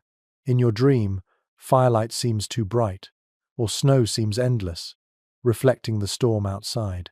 You hear phantom voices calling from the wind, and your heart races as though pursued. You wake with a start, gasping, only to realize the sound was real, the shutters groaning under weight. You clutch the blanket tighter, half convinced the dream is not finished. There's a curious anecdote in Icelandic sagas describing warriors who dreamt of frost giants pounding at their halls during blizzards. These visions were seen not merely as imagination but as glimpses of spirits embodying winter itself. In the Christianized castle world, such beings became demons or tempters, yet the imagery lingered. Even the devout might whisper that their nightmares had teeth, that they felt claws of cold even in sleep. Scholars remain divided on whether medieval people genuinely feared dreams as supernatural assaults or simply used them as metaphors. Did they truly believe a nightmare of freezing meant death was near, or was it simply the body's way of processing hunger, cold, and fatigue? The written sources can't agree, and so we are left with fragments, prayers, charms, and anxious notes scribbled in margins. In the shared sleeping quarters of servants, dreams became stories. Someone waking with a shout might recount visions of wolves howling in the snow, prompting others to murmur protective prayers. A child might whisper that angels gave her a candle to light her way through the storm, and companions would smile, taking comfort. These tales filled the hours before dawn, weaving the subconscious into the fabric of survival. You picture yourself now, lying in a canopy bed, drifting between wakefulness and slumber. The storm rages, your body is heavy with blankets, and your mind slips into visions. You dream of walking through halls filled with ice, torches frozen mid-flame, until suddenly you stumble upon a glowing hearth. Its warmth rushes over you, and you wake, breath fogging, cheeks chilled. The line between dream and reality is blurred, but the desire within both is the same: to find warmth in an unyielding winter. For the people of medieval castles, sleep was never simple rest. It was a negotiation with body, spirit, and imagination. And on blizzard nights, dreams themselves became battlegrounds between fear and hope, frost and fire, despair and faith. The dreams fade as dawn still hides beyond snow clouds, and you wander into another part of the fortress. Here the air feels different, colder, sharper, with a faint scent of wax and incense clinging to the stones. This is not the hall of nobles or the chamber of children. It is the dormitory of monks attached to the castle's chapel. If the great hall was noisy with coughs and snores, the dormitory is hushed, disciplined, bound by rules even in the midst of a blizzard. Monastic life followed a strict pattern, known as the rule, and it did not bend easily for weather. Monks rose at set hours to chant prayers, even when snowstorms howled through cloisters and frost glazed their sandals. The dormitories were often vast, shared spaces with rows of pallets or narrow beds, offering no privacy. Unlike nobles with curtained canopies, monks slept in communal austerity, their warmth coming from discipline and routine rather than furs. Contemporary accounts confirm that many monasteries had little or no heating in their dormitories. Fires were forbidden in sleeping areas, partly out of fear of sin, partly from fear of fire itself. Imagine lying down on a straw-filled mattress, cloaked in a coarse wool habit, while the wind found its way through shutter cracks. Your only comfort was the body heat of brothers lined up in rows beside you. Silence was enforced, so no murmured complaints or jokes softened the edge. You endured quietly, offering suffering as a form of devotion. One curious note survives from a Benedictine chronicle. Monks were instructed to sleep in their habits with belts fastened, ready to rise for night prayers without delay. The practicality is clear: less time lost to dressing in the cold. But the sensation must have been strange: cinched fabric pressing into your stomach even as you tried to rest, turning on your side, the buckle dug into your ribs, yet you did not dare loosen it. Discipline overrode comfort. There is disagreement among historians about how much this severity harmed health. Some argue that monks, accustomed to hardship, endured with little consequence. Others suggest that illnesses such as chronic coughs and rheumatism flourished precisely because of these cold dormitories. Excavated skeletons from monastic cemeteries show signs of joint disease and lung trouble, but whether caused by climate, diet, or lifestyle remains unsettled. A quirky practice appears in certain orders. Brothers sometimes warmed themselves briefly by braziers in the cloister before retiring, carrying that fleeting heat into bed. Others rubbed their hands with oil to guard against cracked skin. Imagine the scent of olive oil lingering on fingers clasped in prayer, mingling with the chill of wool sleeves. Such little gestures were acts of rebellion against the unrelenting cold. The sensory world of a monastic dormitory is austere.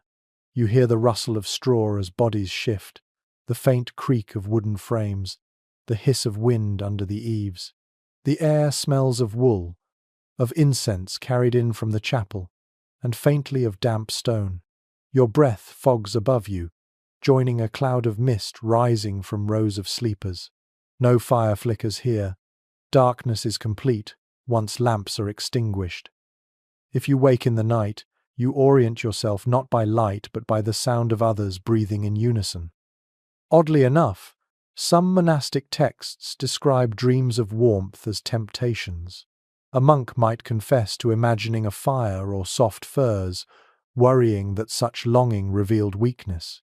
Surviving penance lists even included complaining of the cold as a fault requiring discipline. The idea was clear.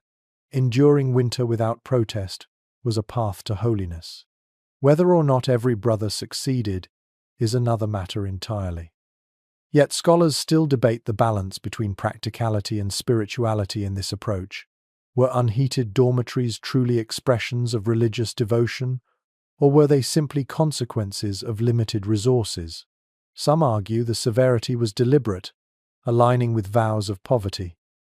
Others point out that many monasteries were wealthy and could have afforded more comfort if they chose. The tension between choice and necessity remains unresolved. Imagine yourself lying in one of those rows. Your body aches against straw, your fingers stiff inside your habit sleeves. You long to roll closer to your neighbor, but silence holds you still.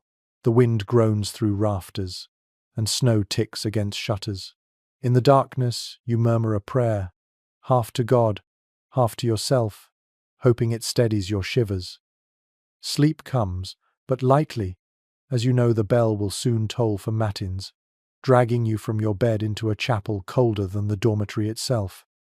For monks, survival during blizzards was not cushioned by tapestries or dogs at their feet.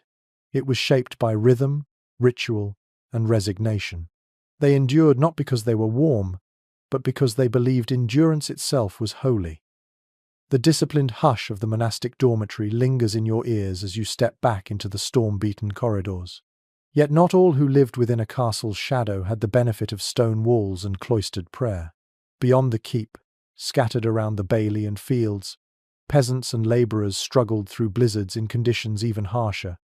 Their homes were not carved from stone but built of wattle and daub, timber frames packed with mud and straw, their roofs thatched, their floors bare earth. These people tilled the Lord's fields, tended animals, and supplied the castle with food. And at night, in the grip of winter, they too had to find ways to sleep and survive. Accounts from manorial records describe these cottages as cramped, smoky, and perpetually cold. Fires burned in open hearths at the centre of single-room huts, their smoke escaping through holes in the thatch. When snow fell heavily, drifts sometimes pressed against the outer walls, just as they did in castles. But here there were no thick tapestries to soften the chill. Families huddled together, livestock often penned indoors with them for warmth. Imagine lying down on straw while a cow shifted heavily nearby, its breath steaming in the darkness, its body heat welcomed despite the smell. The sensory world is raw. The scent of dung mingles with the smoke of green wood. The floor is uneven, a patchwork of trampled straw and frozen mud. Children curl against their parents, wrapped in patched woolen tunics, sometimes covered with nothing more than cloaks worn during the day. Chickens flutter in rafters, disturbed by gusts that force snow through cracks in the walls. The blizzard outside does not respect boundaries, its voice whistles through every gap, rattling thatch and moaning like a restless spirit. One curious custom emerges in peasant households. People often placed heated stones or bricks directly into piles of straw where children slept, creating makeshift bed warmers. The stones were wrapped in cloth to prevent burns, much like in the noble chambers, but here the effect was shorter-lived. By midnight, the warmth had faded, and families drew tighter together.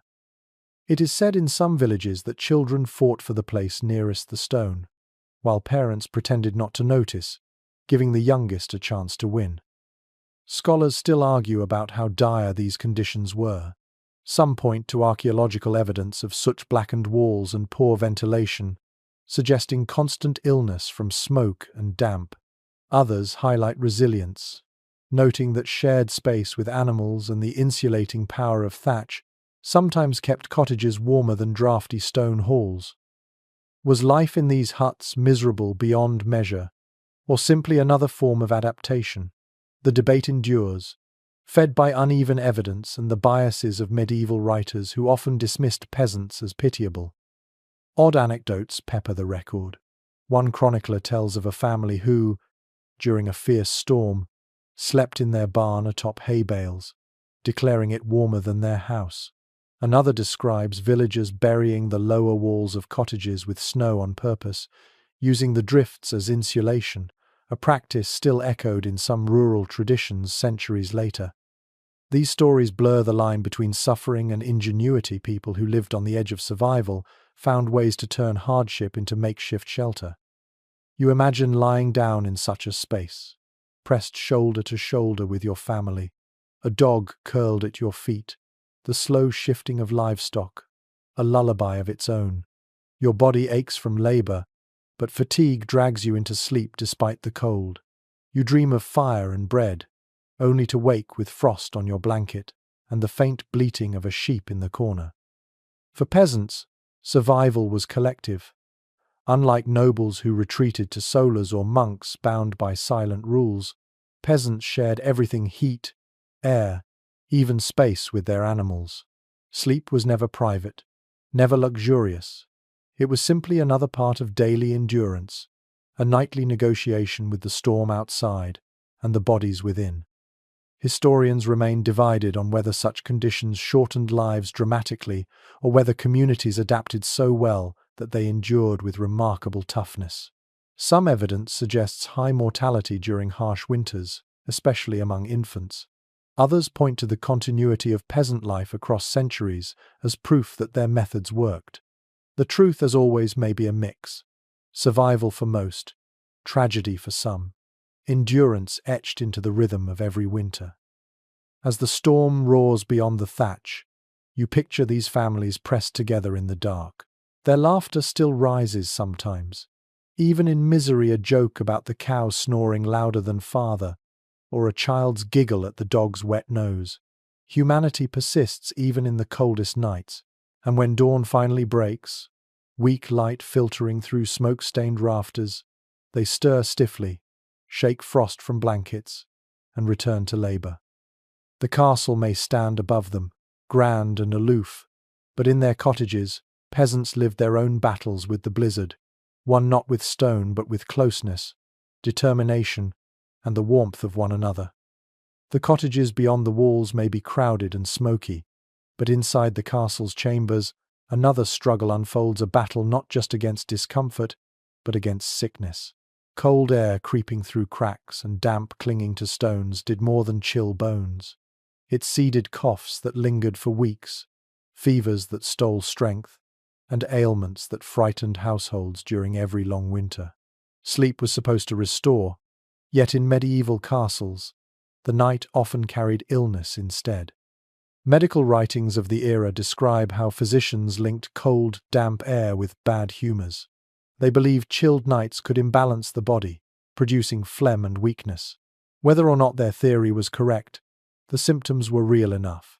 Hacking coughs echoing through the hall, children waking with wheezing breaths, elders shivering beneath layers of blankets.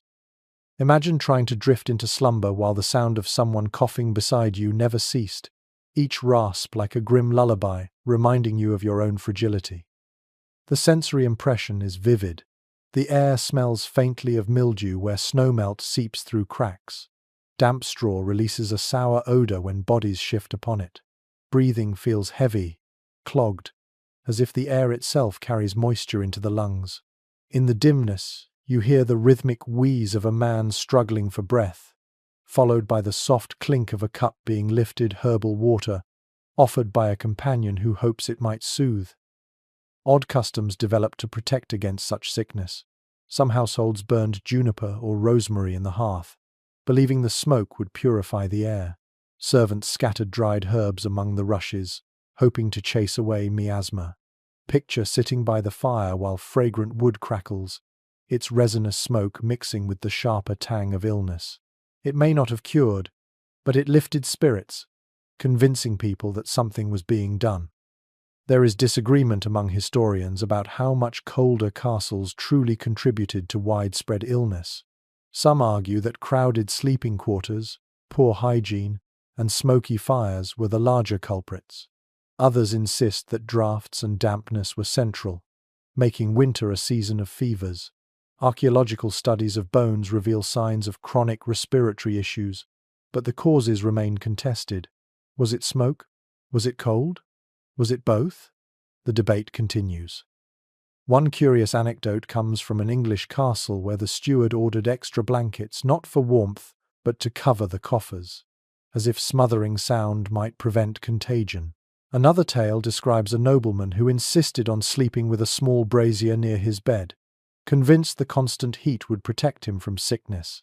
The brazier nearly suffocated him with smoke, but he survived the night, believing his method vindicated. The psychological toll was heavy. Imagine lying awake, throat scratchy, fearing the next bout of coughing will never end. Or worse, hearing your child stir beside you, their small body trembling with fever. In an age when medicine was rudimentary, nights filled with sickness carried dread. Rest became restless, every shadow a reminder of mortality. Quirky remedies abounded. People tied garlic cloves around their necks, rubbed goose fat on their chests, or placed warm cloths, steeped in wine, against their skin. These treatments may sound odd today, but in the biting cold of a castle night, any gesture of comfort, however eccentric, felt precious. Scholars remain divided on whether households truly believed these treatments cured or whether they served more as reassurance. Did garlic necklaces protect against spirits of frost, or were they merely symbolic shields? The evidence is uncertain, but the persistence of such remedies shows that faith in small rituals helped people endure what they could not fully control. You imagine yourself coughing in the darkness, blanket pulled to your chin, chest aching. A companion pats your back softly, whispering a prayer. The storm rattles outside, indifferent to your suffering. Yet in that small moment of human care, an herbal drink offered, a cloak spread across your shoulders, you find strength enough to close your eyes again. In a medieval castle, illness was as constant a companion as the cold itself. People did not sleep only against the storm, they slept against the spectre of fever, shivering in layers, hoping morning would bring recovery. For some, it did. For others, the night's chill proved too great. The coughs and wheezes echo through the stone corridors, but so too does the sound of footsteps, servants moving quietly, carrying bundles of dried leaves, roots, and powders. Illness, born of cold, demanded more than blankets and prayer. It called for remedies, drawn from the earth and prepared by hands both skilled and superstitious. In a medieval castle battered by blizzards, herbal medicine was the nighttime companion to wool and fire. Household records often mention storerooms stocked with sage, rosemary, thyme, and mint. These herbs were not only for cooking but for healing. Sage tea was believed to strengthen the chest against coughs. Rosemary boiled in water released fumes thought to clear lungs. Imagine a servant steeping a bundle in a steaming pot, the fragrance filling a chamber where patients lay huddled.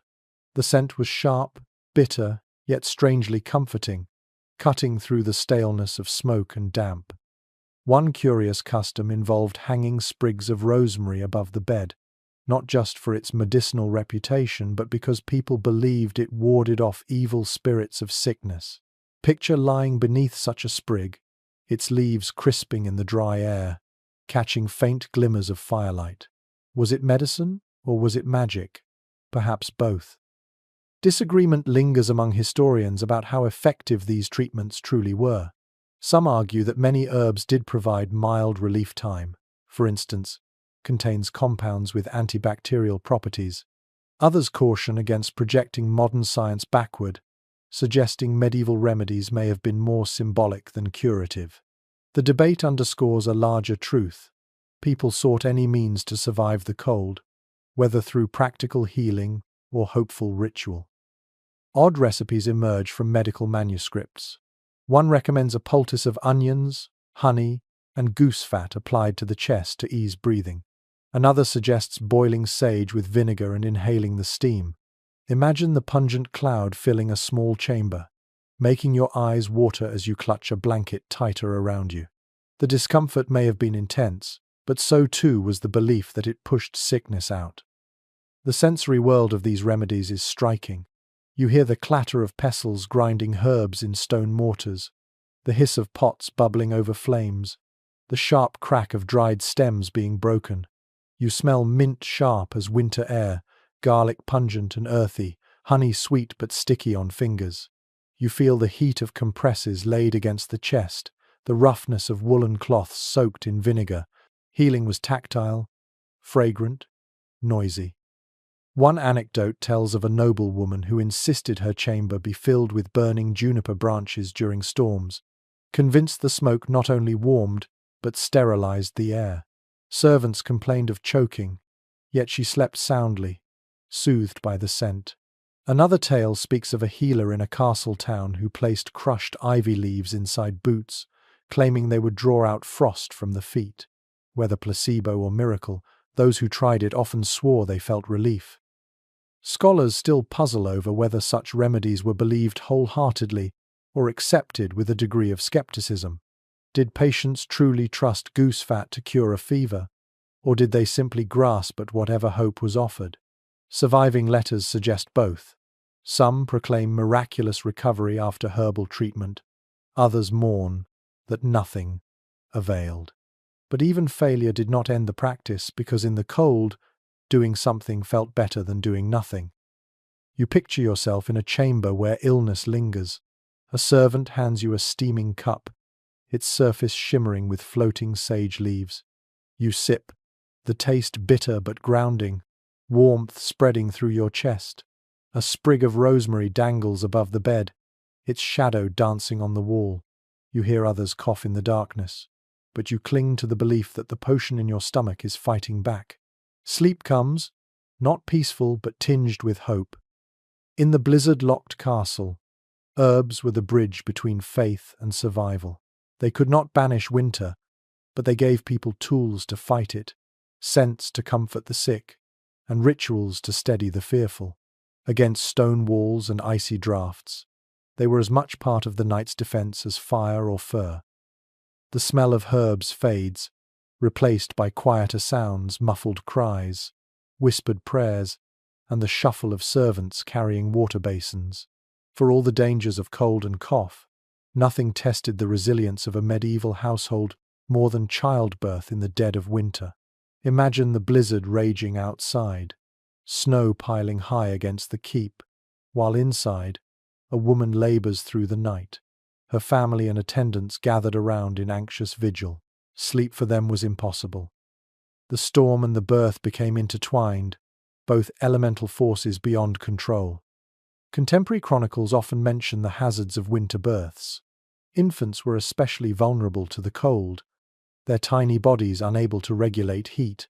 Mothers, weakened by blood loss and exhaustion, faced a deadly combination of chill and infection. Accounts describe fires blazing fiercely in birthing chambers, servants hurrying to keep water warm, and every fur in the household dragged out to swaddle mother and child. Yet even with these efforts, survival was uncertain. The sensory details are vivid.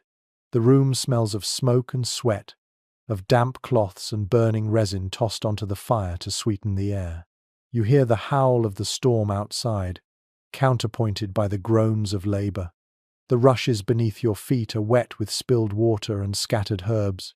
Candles gutter in the draughts, their flames bending as if sharing the woman's pain. Odd practices were part of this scene. Some midwives recommended placing heated stones wrapped in linen near the bed, hoping their warmth would guard against shock. Others draped the newborn in wool immediately, often before the umbilical cord was cut, so that no breath of cold touched bare skin. A few manuscripts even advise filling shoes with hot ashes and placing them beside the bed as makeshift radiators. To modern ears, these solutions sound strange, but in a castle locked in ice, any warmth was precious. There's disagreement among historians about how effective these measures were. Some argue that the extra heat made real differences, reducing the risk of hypothermia. Others point out the dangers smoke inhalation, burns, contamination that may have worsened outcomes. Surviving statistics are grim. Infant mortality in winter months was higher, though whether due to cold or other seasonal factors remains debated. Curious anecdotes illustrate the desperation. A 15th century account from Burgundy tells of a midwife who insisted a mother hold a piece of iron in her hand during labor to draw strength from the earth. Another tale describes women chanting protective verses over the ancient crib while snow battered the shutters, convinced that words could keep frost spirits from stealing the child's breath. Faith, ritual, and practicality blended seamlessly in such moments. The sensory picture deepens.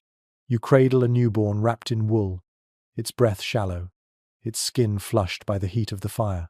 The air tastes thick with smoke. Your eyes sting, but you don't dare move farther from the flames. Outside, wind shrieks like a banshee, but inside, all attention fixes on the fragile bundle. The mother, pale and trembling, is swaddled in blankets, hands clutching a cup of hot broth. Everyone else, midwives, servants, family, hover in exhausted silence, listening for the infant's cries. Not all scholars agree on how widespread these elaborate birthing rituals were within castles versus peasant homes. Some argue noble women had far greater access to midwives, herbs, and heated chambers, while commoners endured harsher conditions with little aid. Others suggest that even in simple cottages, neighbors rallied to bring warmth, furs, and hands to help. The evidence shows variation, but a shared theme. Community rallied against the coldest and most dangerous nights. And there are stories of triumph. One letter from an English nobleman describes the relief of hearing his child's first cry above the storm's roar, as if the baby's voice itself silenced winter's fury. For that family, the blizzard became part of the child's legend, proof that they were born strong enough to defy the elements. Imagine yourself in that chamber, sitting beside the bed as the storm rages. Your heart pounds as you hear the baby wail. Your shoulders sag with relief. The fire blazes. The room is sweltering despite the drafts. And for a fleeting moment, joy triumphs over frost. Yet you know the struggle is not finished. Through the night, blankets must be adjusted, broth must be served, fire must be fed. Everyone remains vigilant.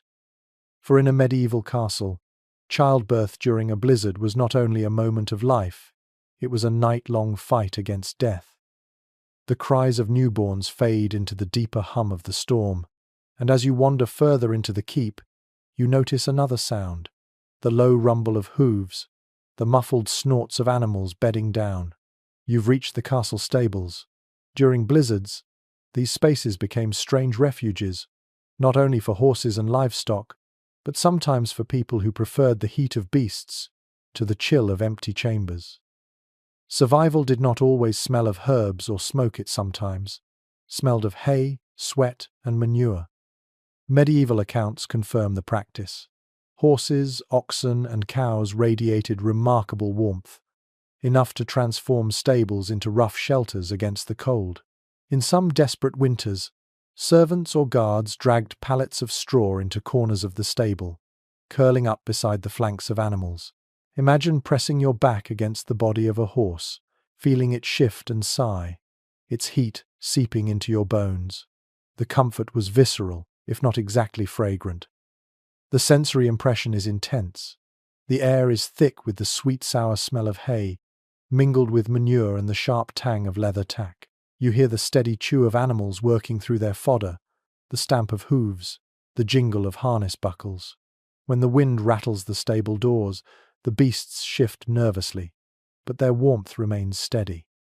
Lying in that space, your skin prickles with heat on one side and chill on the other, an imperfect balance, but one that might mean survival. One curious custom is noted in Scandinavian folklore. Children were sometimes laid to sleep in cradles suspended above stabled animals, hung from rafters so that rising body heat kept them warm. Picture a cradle swaying gently, hay rustling below, the baby's breath clouding faintly in the air but never freezing. It may sound rustic, but ingenuity often trumped elegance when blizzards struck. Historians disagree on how common such practices were inside stone castles. Some argue that nobles would have considered it beneath their dignity to sleep among beasts. Others counter that in moments of desperation, pride yielded to pragmatism after all. Warmth was warmth, no matter the source. Archaeological traces of straw bedding found near stable walls suggest humans did indeed sleep there at times, though whether nobles or only lower servants remains contested. Odd anecdotes appear in chronicles. One story tells of a squire who chose to spend the night in the stables during a storm, only to wake with his hair frozen into the mane of a horse he had cuddled against.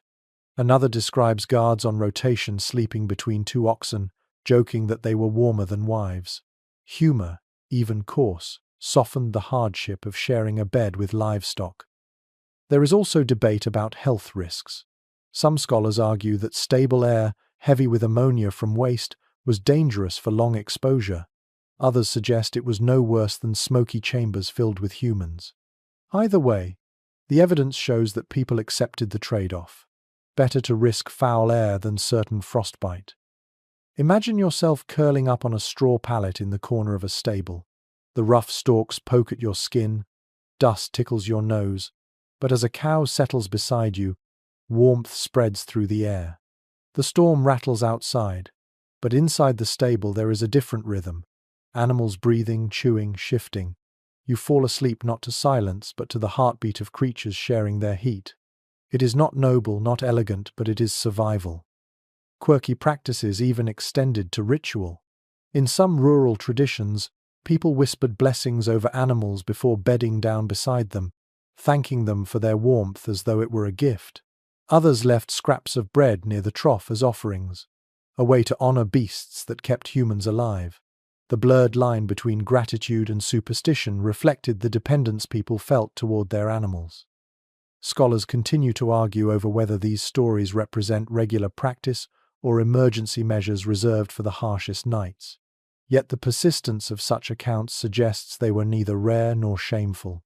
In a world where firewood was scarce and storms unrelenting, barns and stables were more than utility, they were lifelines. The storm still howls outside, but in the stable the air grows heavy with heat and scent. You close your eyes, pressed between hay and the steady flank of an ox. Sleep comes more easily than you expect, for in the medieval night, survival often meant setting aside distinctions of rank and refinement, accepting warmth wherever it could be found, even if it meant falling asleep with your cheek against the hide of a horse. The stables are warm in their earthy way, but you step back into the keep, where the storm still gnaws at every seam. You move into another chamber, dimly lit by flickering rushlights, and notice families or groups of retainers spreading themselves across the floor in clusters. Here, survival depends less on fire or beasts and more on bodies pressed together. Communal sleeping, the practice of sharing warmth through proximity, was one of the oldest and simplest ways to outlast the night in a castle under blizzard siege. Medieval sources mention it frequently. Peasants in cottages slept shoulder to shoulder. Nobles often shared beds with companions on journeys, and even soldiers in barracks arranged themselves like spoons in a drawer. The castle was no exception. In its vast but draughty halls, grouping together turned scattered warmth into a shared reservoir. Imagine lying on straw or rushes, your back pressed to another's spine, the heat of breath moist against your neck. It was intimate, not in romance, but in necessity. The sensory world is vivid. Woolen cloaks overlap like patchwork quilts. Feet jostle against each other, and elbows poke as people shift in sleep. The air grows humid with combined breath, the smell of sweat mingling with smoke and wet wool. Yet, despite the discomfort, there is relief. Alone, you might shiver endlessly. Together, you feel a cocoon of warmth building hour by hour. One curious tidbit appears in a 14th century household account. Retainers were instructed to rotate positions through the night, ensuring no one stayed on the draft, exposed edge for too long. Picture a row of men turning like a human chain, groaning and muttering as they rearrange themselves, but accepting the system as fair. Historians still debate how common bed sharing was among nobles compared to servants. Some insist noble families fiercely guarded their privacy, retreating behind curtains. Others argue that even lords occasionally shared, particularly while traveling or during sieges when space and fuel were scarce. Letters survive describing noblemen complaining about cramped beds on journeys, which suggests the practice was at least situational. Odd customs surrounded communal sleeping. In some places, children were deliberately placed in the middle of the group, their small bodies shielded by the heat of parents or older siblings. In other households, dogs slipped in between sleepers, tolerated because every degree of warmth mattered. One tale from a German castle tells of a guard sneaking into the great hall to wedge himself between two huddled groups of servants, grumbling that honor is colder than humility. His fellows laughed, but they let him stay. There is disagreement among scholars about whether people thought of this closeness as shameful or ordinary. Some argue that chroniclers' silence reflects embarrassment, that intimacy of this kind was not spoken of openly. Others counter that it was so common as to be unremarkable, a simple fact of winter life not worth special note. The debate remains unresolved, but the image of clustered bodies emerges again and again in descriptions of medieval winters. The sensory impression deepens. You feel the scratch of another's cloak against your face, hear the wheeze of an elder, and the soft whimper of a child in dreams. The storm outside seems distant now, muffled by the chorus of human breathing. Heat builds slowly, until sweat beads at your temples, even while your toes remain cold. It is an odd balance, part warmth, part discomfort, but it keeps you alive. One quirky anecdote tells of a French household that developed a chant sung softly before sleep, not as prayer but as a rhythm to calm and coordinate the group.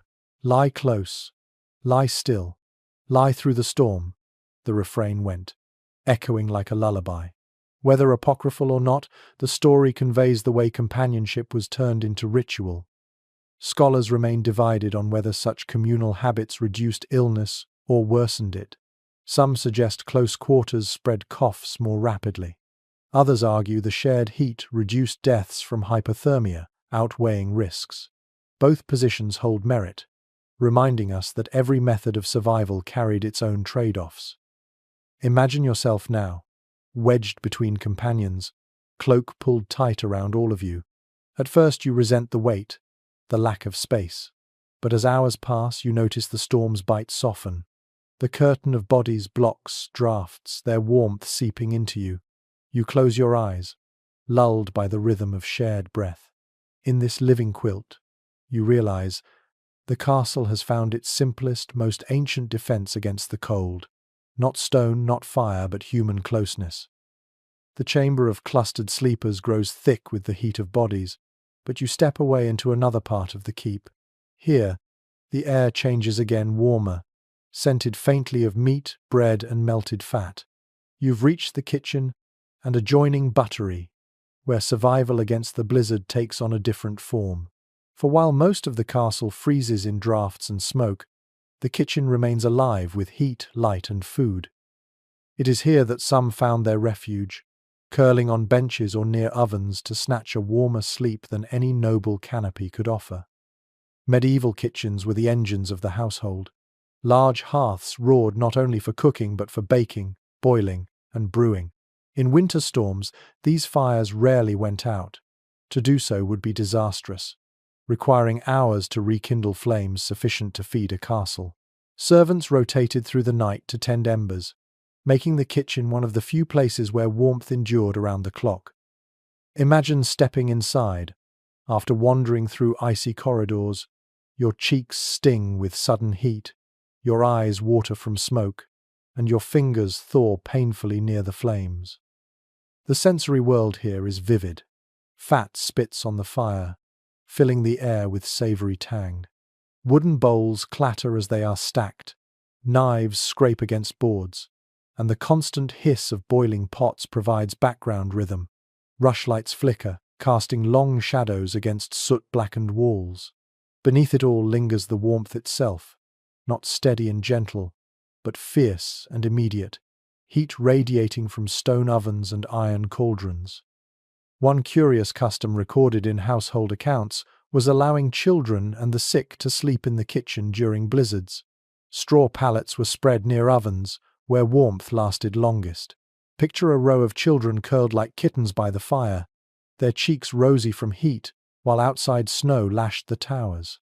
It was not luxurious smoke stung the eyes, and the air grew stifling, but it kept frostbite at bay. Historians disagree on how widely kitchens doubled as sleeping quarters. Some argue it was only emergency practice, since cooks guarded their domain jealously. Others suggest it was routine for lower servants, who lacked beds elsewhere, and seized any warm corner available. Archaeological traces of ash mixed with straw in kitchen layers hint that human bodies often rested here, even if chronicles kept silent about the indignity. Odd anecdotes illustrate this vividly. One tale from a Burgundian castle describes a scullion who slept too close to the oven door and woke with singed hair. Another mentions a cook so exhausted during a storm that she nodded off against a cauldron and nearly tipped it over. Such accidents became part of the folklore of winter survival, retold with laughter after the storms passed. The debate among scholars continues. Were these kitchens havens of relief, or simply smoky, choking chambers that traded cold misery for suffocating warmth? Some argue the latter, citing complaints about the stinking air of kitchens in manorial letters. Others insist that when blizzards howled, any warmth was preferable to icy draughts. Likely, both views are true depending on circumstance. Comfort to some, discomfort to others, but always a lifeline in winter. The sensory impression deepens. You lie down on straw in a corner, your back warmed by the stone oven, your nose filled with the smell of roasted meat that clings even after pots are emptied. You hear the drip of fat hitting coals, the crack of logs, the sleepy murmur of a servant tending embers. The storm still rages beyond the shutters, but here you feel wrapped in fire's embrace, lulled by the rhythm of hearth and pot. Curiously, some kitchens were also places of ritual. Cooks sometimes marked oven doors with protective symbols, believing the fire itself needed blessing to withstand storms. Others placed salt in corners, convinced it warded off evil spirits carried by winter winds. These gestures reveal how intimately kitchens were linked not only to nourishment, but to survival at the edge of belief. You imagine the dawn after such a night. While others stumble from freezing chambers, you rise from the kitchen corner, almost warm, hair scented with smoke, body sticky with grease. It is not clean or noble, but you are alive, which in a blizzard is victory enough. In the frozen heart of a castle, the kitchen was more than a workplace. It was a hearth for the whole household, a sanctuary of fire and food where survival was cooked nightly into bread, broth, and the glowing coals that outlasted the storm. The kitchens fade behind you, their warmth lingering faintly on your skin as you step into yet another chamber. This one is quiet, almost eerily so. The walls are lined with shelves of manuscripts, wax tablets, and precious scrolls. The air smells of parchment and ink. You've entered the castle's library or scriptorium, a place of learning and silence. Yet even here, in this realm of words, the struggle with the blizzard seeps in. For how could one sleep, how could one preserve thought, when snow hammered at shutters and frost crept across the very ink? Medieval libraries were not cozy retreats but austere spaces. They were often unheated, for fire posed too great a risk to fragile books. Scribes worked in their cloisters, bundled in cloaks and gloves, sometimes with small holes cut in the fingertips to hold quills. At night, when the storm pressed hardest, these chambers became forbidding. Imagine lying down on a bench here, your breath fogging above shelves of sacred texts, the cold biting harder because no hearth dared be lit. Yet some did choose this space, especially scholars or clerics who felt words were a stronger comfort than blankets. The sensory details are sharp. You smell dry vellum, a faint tang of ink, and the mustiness of old wood. Your ears catch the creak of shelves as the cold contracts them, the faint rattle of snow against shutters. Your fingers trace a page, the surface stiff and chilly, as if the parchment itself had frozen. To sleep in such a place was less about warmth and more about a certain kind of devotion, the belief that guarding knowledge was worth discomfort. One curious tidbit from a 13th century chronicle describes monks in northern France placing heated bricks beneath their desks to warm their feet while copying texts. If those bricks remained hot, they sometimes brought them to their pallets at night. It blurs the line between study and survival, as if scholarship and warmth shared the same tools. Historians disagree about whether libraries were ever intentionally used as sleeping spaces. Some argue it was unlikely, given the risk to manuscripts from fire or moisture. Others counter that desperate winters drove people to sleep wherever there was room, and that scribes working late may have simply collapsed on benches rather than brave, colder dormitories. Archaeological finds of soot near shelving hint at hidden braziers once used despite prohibitions. The debate continues, unresolved but tantalizing. Odd anecdotes bring the scene alive. One tale from Burgundy tells of a scribe who tucked pages of rejected drafts under his cloak as insulation, joking he had found warmth in words. Another describes a scholar who claimed to dream of angels teaching him theology whenever he slept in the library during storms, visions perhaps born more of chill than divine revelation. The sensory reality is haunting. You picture yourself curled in a corner, wrapped in a wool cloak, the flicker of a lamp casting pale light on spines of books.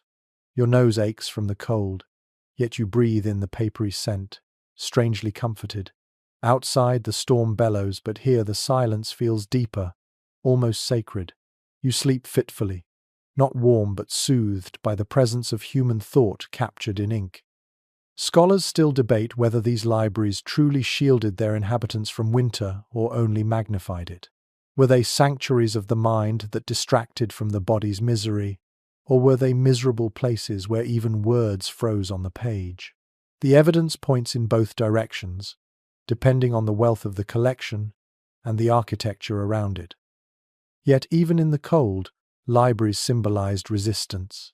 To keep knowledge alive during storms was to insist that winter could not silence human voices.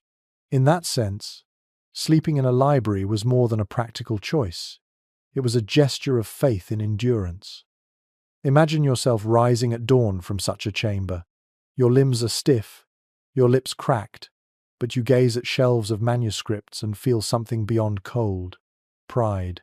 The castle may groan beneath the snow, but within these walls, thought has survived the night, and so have you. You step out of the scriptorium, the scent of ink and parchment still clinging faintly to your cloak, and wander through the castle one final time. The blizzard outside has not quieted it, still claws at shutters, rattles doors, and presses its white weight against every tower, but inside, the fortress holds steady. Every chamber tells its story. The noble's canopy bed lined with fur, the servants huddled in corners, the children bundled in wool, the dogs pressed close, the monks in their cold dormitories, the peasants in their cottages beyond the walls. Each strategy, each ritual, each whispered prayer was another thread in the great tapestry of survival. Stone walls alone were never enough. Castles were not warm havens but draughty bulwarks, protective against blades yet vulnerable to winter's bite. People adapted with fire, with cloth, with animals, with closeness. They accepted discomfort as a fact of life, transforming hardship into nightly routines. To sleep in a medieval castle during a blizzard was not about peace or comfort, it was about endurance. And endurance came in many forms, sometimes in a steaming cup of spiced ale, sometimes in the silent faith of a prayer, sometimes in the rough warmth of a dog against your feet. The sensory memories linger as you retrace your steps: smoke that stings the eyes, the scratch of wool against the skin, the earthy musk of stables, the soft rasp of coughs in the dark. You recall the flicker of rushlights, the sigh of the wind through hidden passages, the press of another's body in communal sleep. These details are the heartbeat of the medieval night, pulsing beneath layers of stone and snow. Unusual practices reveal their own charm. Heated stones wrapped in cabbage leaves, infants rocked in cradles suspended above animals, herbal sprigs tucked into bed curtains to chase away both frost and demons. Such eccentricities remind you that medieval survival was as inventive as it was desperate. People never stopped looking for ways to turn the cold aside, even if it meant bending logic towards superstition. Historians, of course, remain divided on the effectiveness of it all. Some argue castles were unbearably frigid, their inhabitants perpetually miserable. Others claim that through layers of wool, furs, and clever tricks, life inside was tolerable, even comfortable by the standards of the age. The truth may lie somewhere in between, neither cozy sanctuary nor frozen tomb, but a place where survival was always possible, though never easy. And as you imagine the castle through one more stormy night, you see its resilience. Fires gutter, then are stoked again. Families draw closer. Voices murmur prayers. Dogs shift and sigh. Monks wake to chant in icy chapels. Guards stamp their feet on the ramparts. Each person plays a role. Each body adds its warmth to the whole.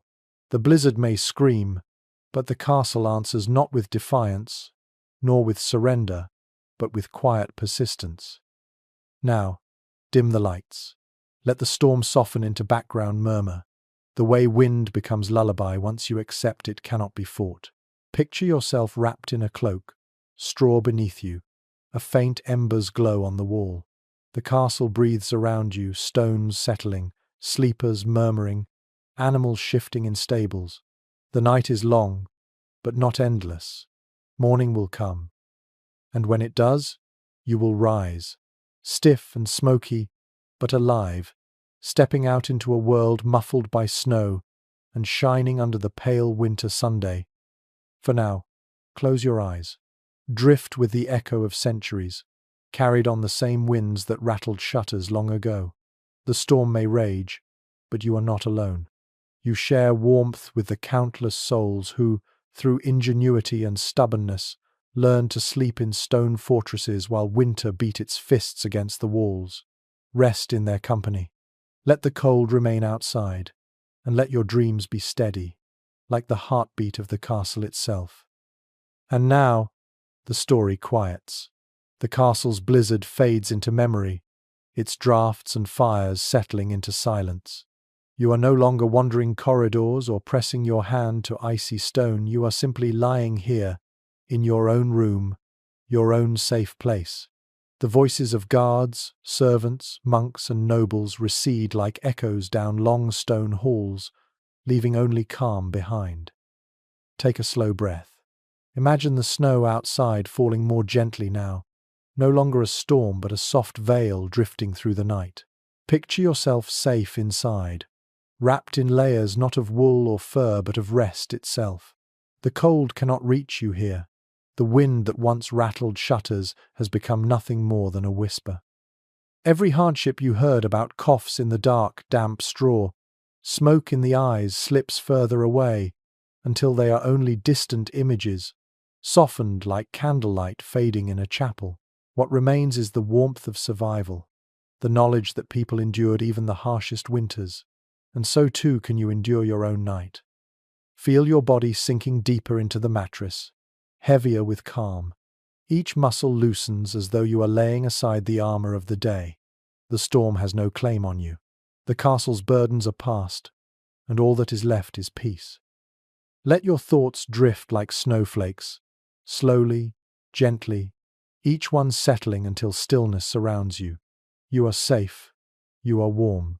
The story has carried you through stone walls and icy corridors, but now it brings you here to rest, to quiet, to dreams. Sleep well, traveler. Tomorrow will come, bright and new. For now, surrender to the night, and let the hush of history lull you into slumber.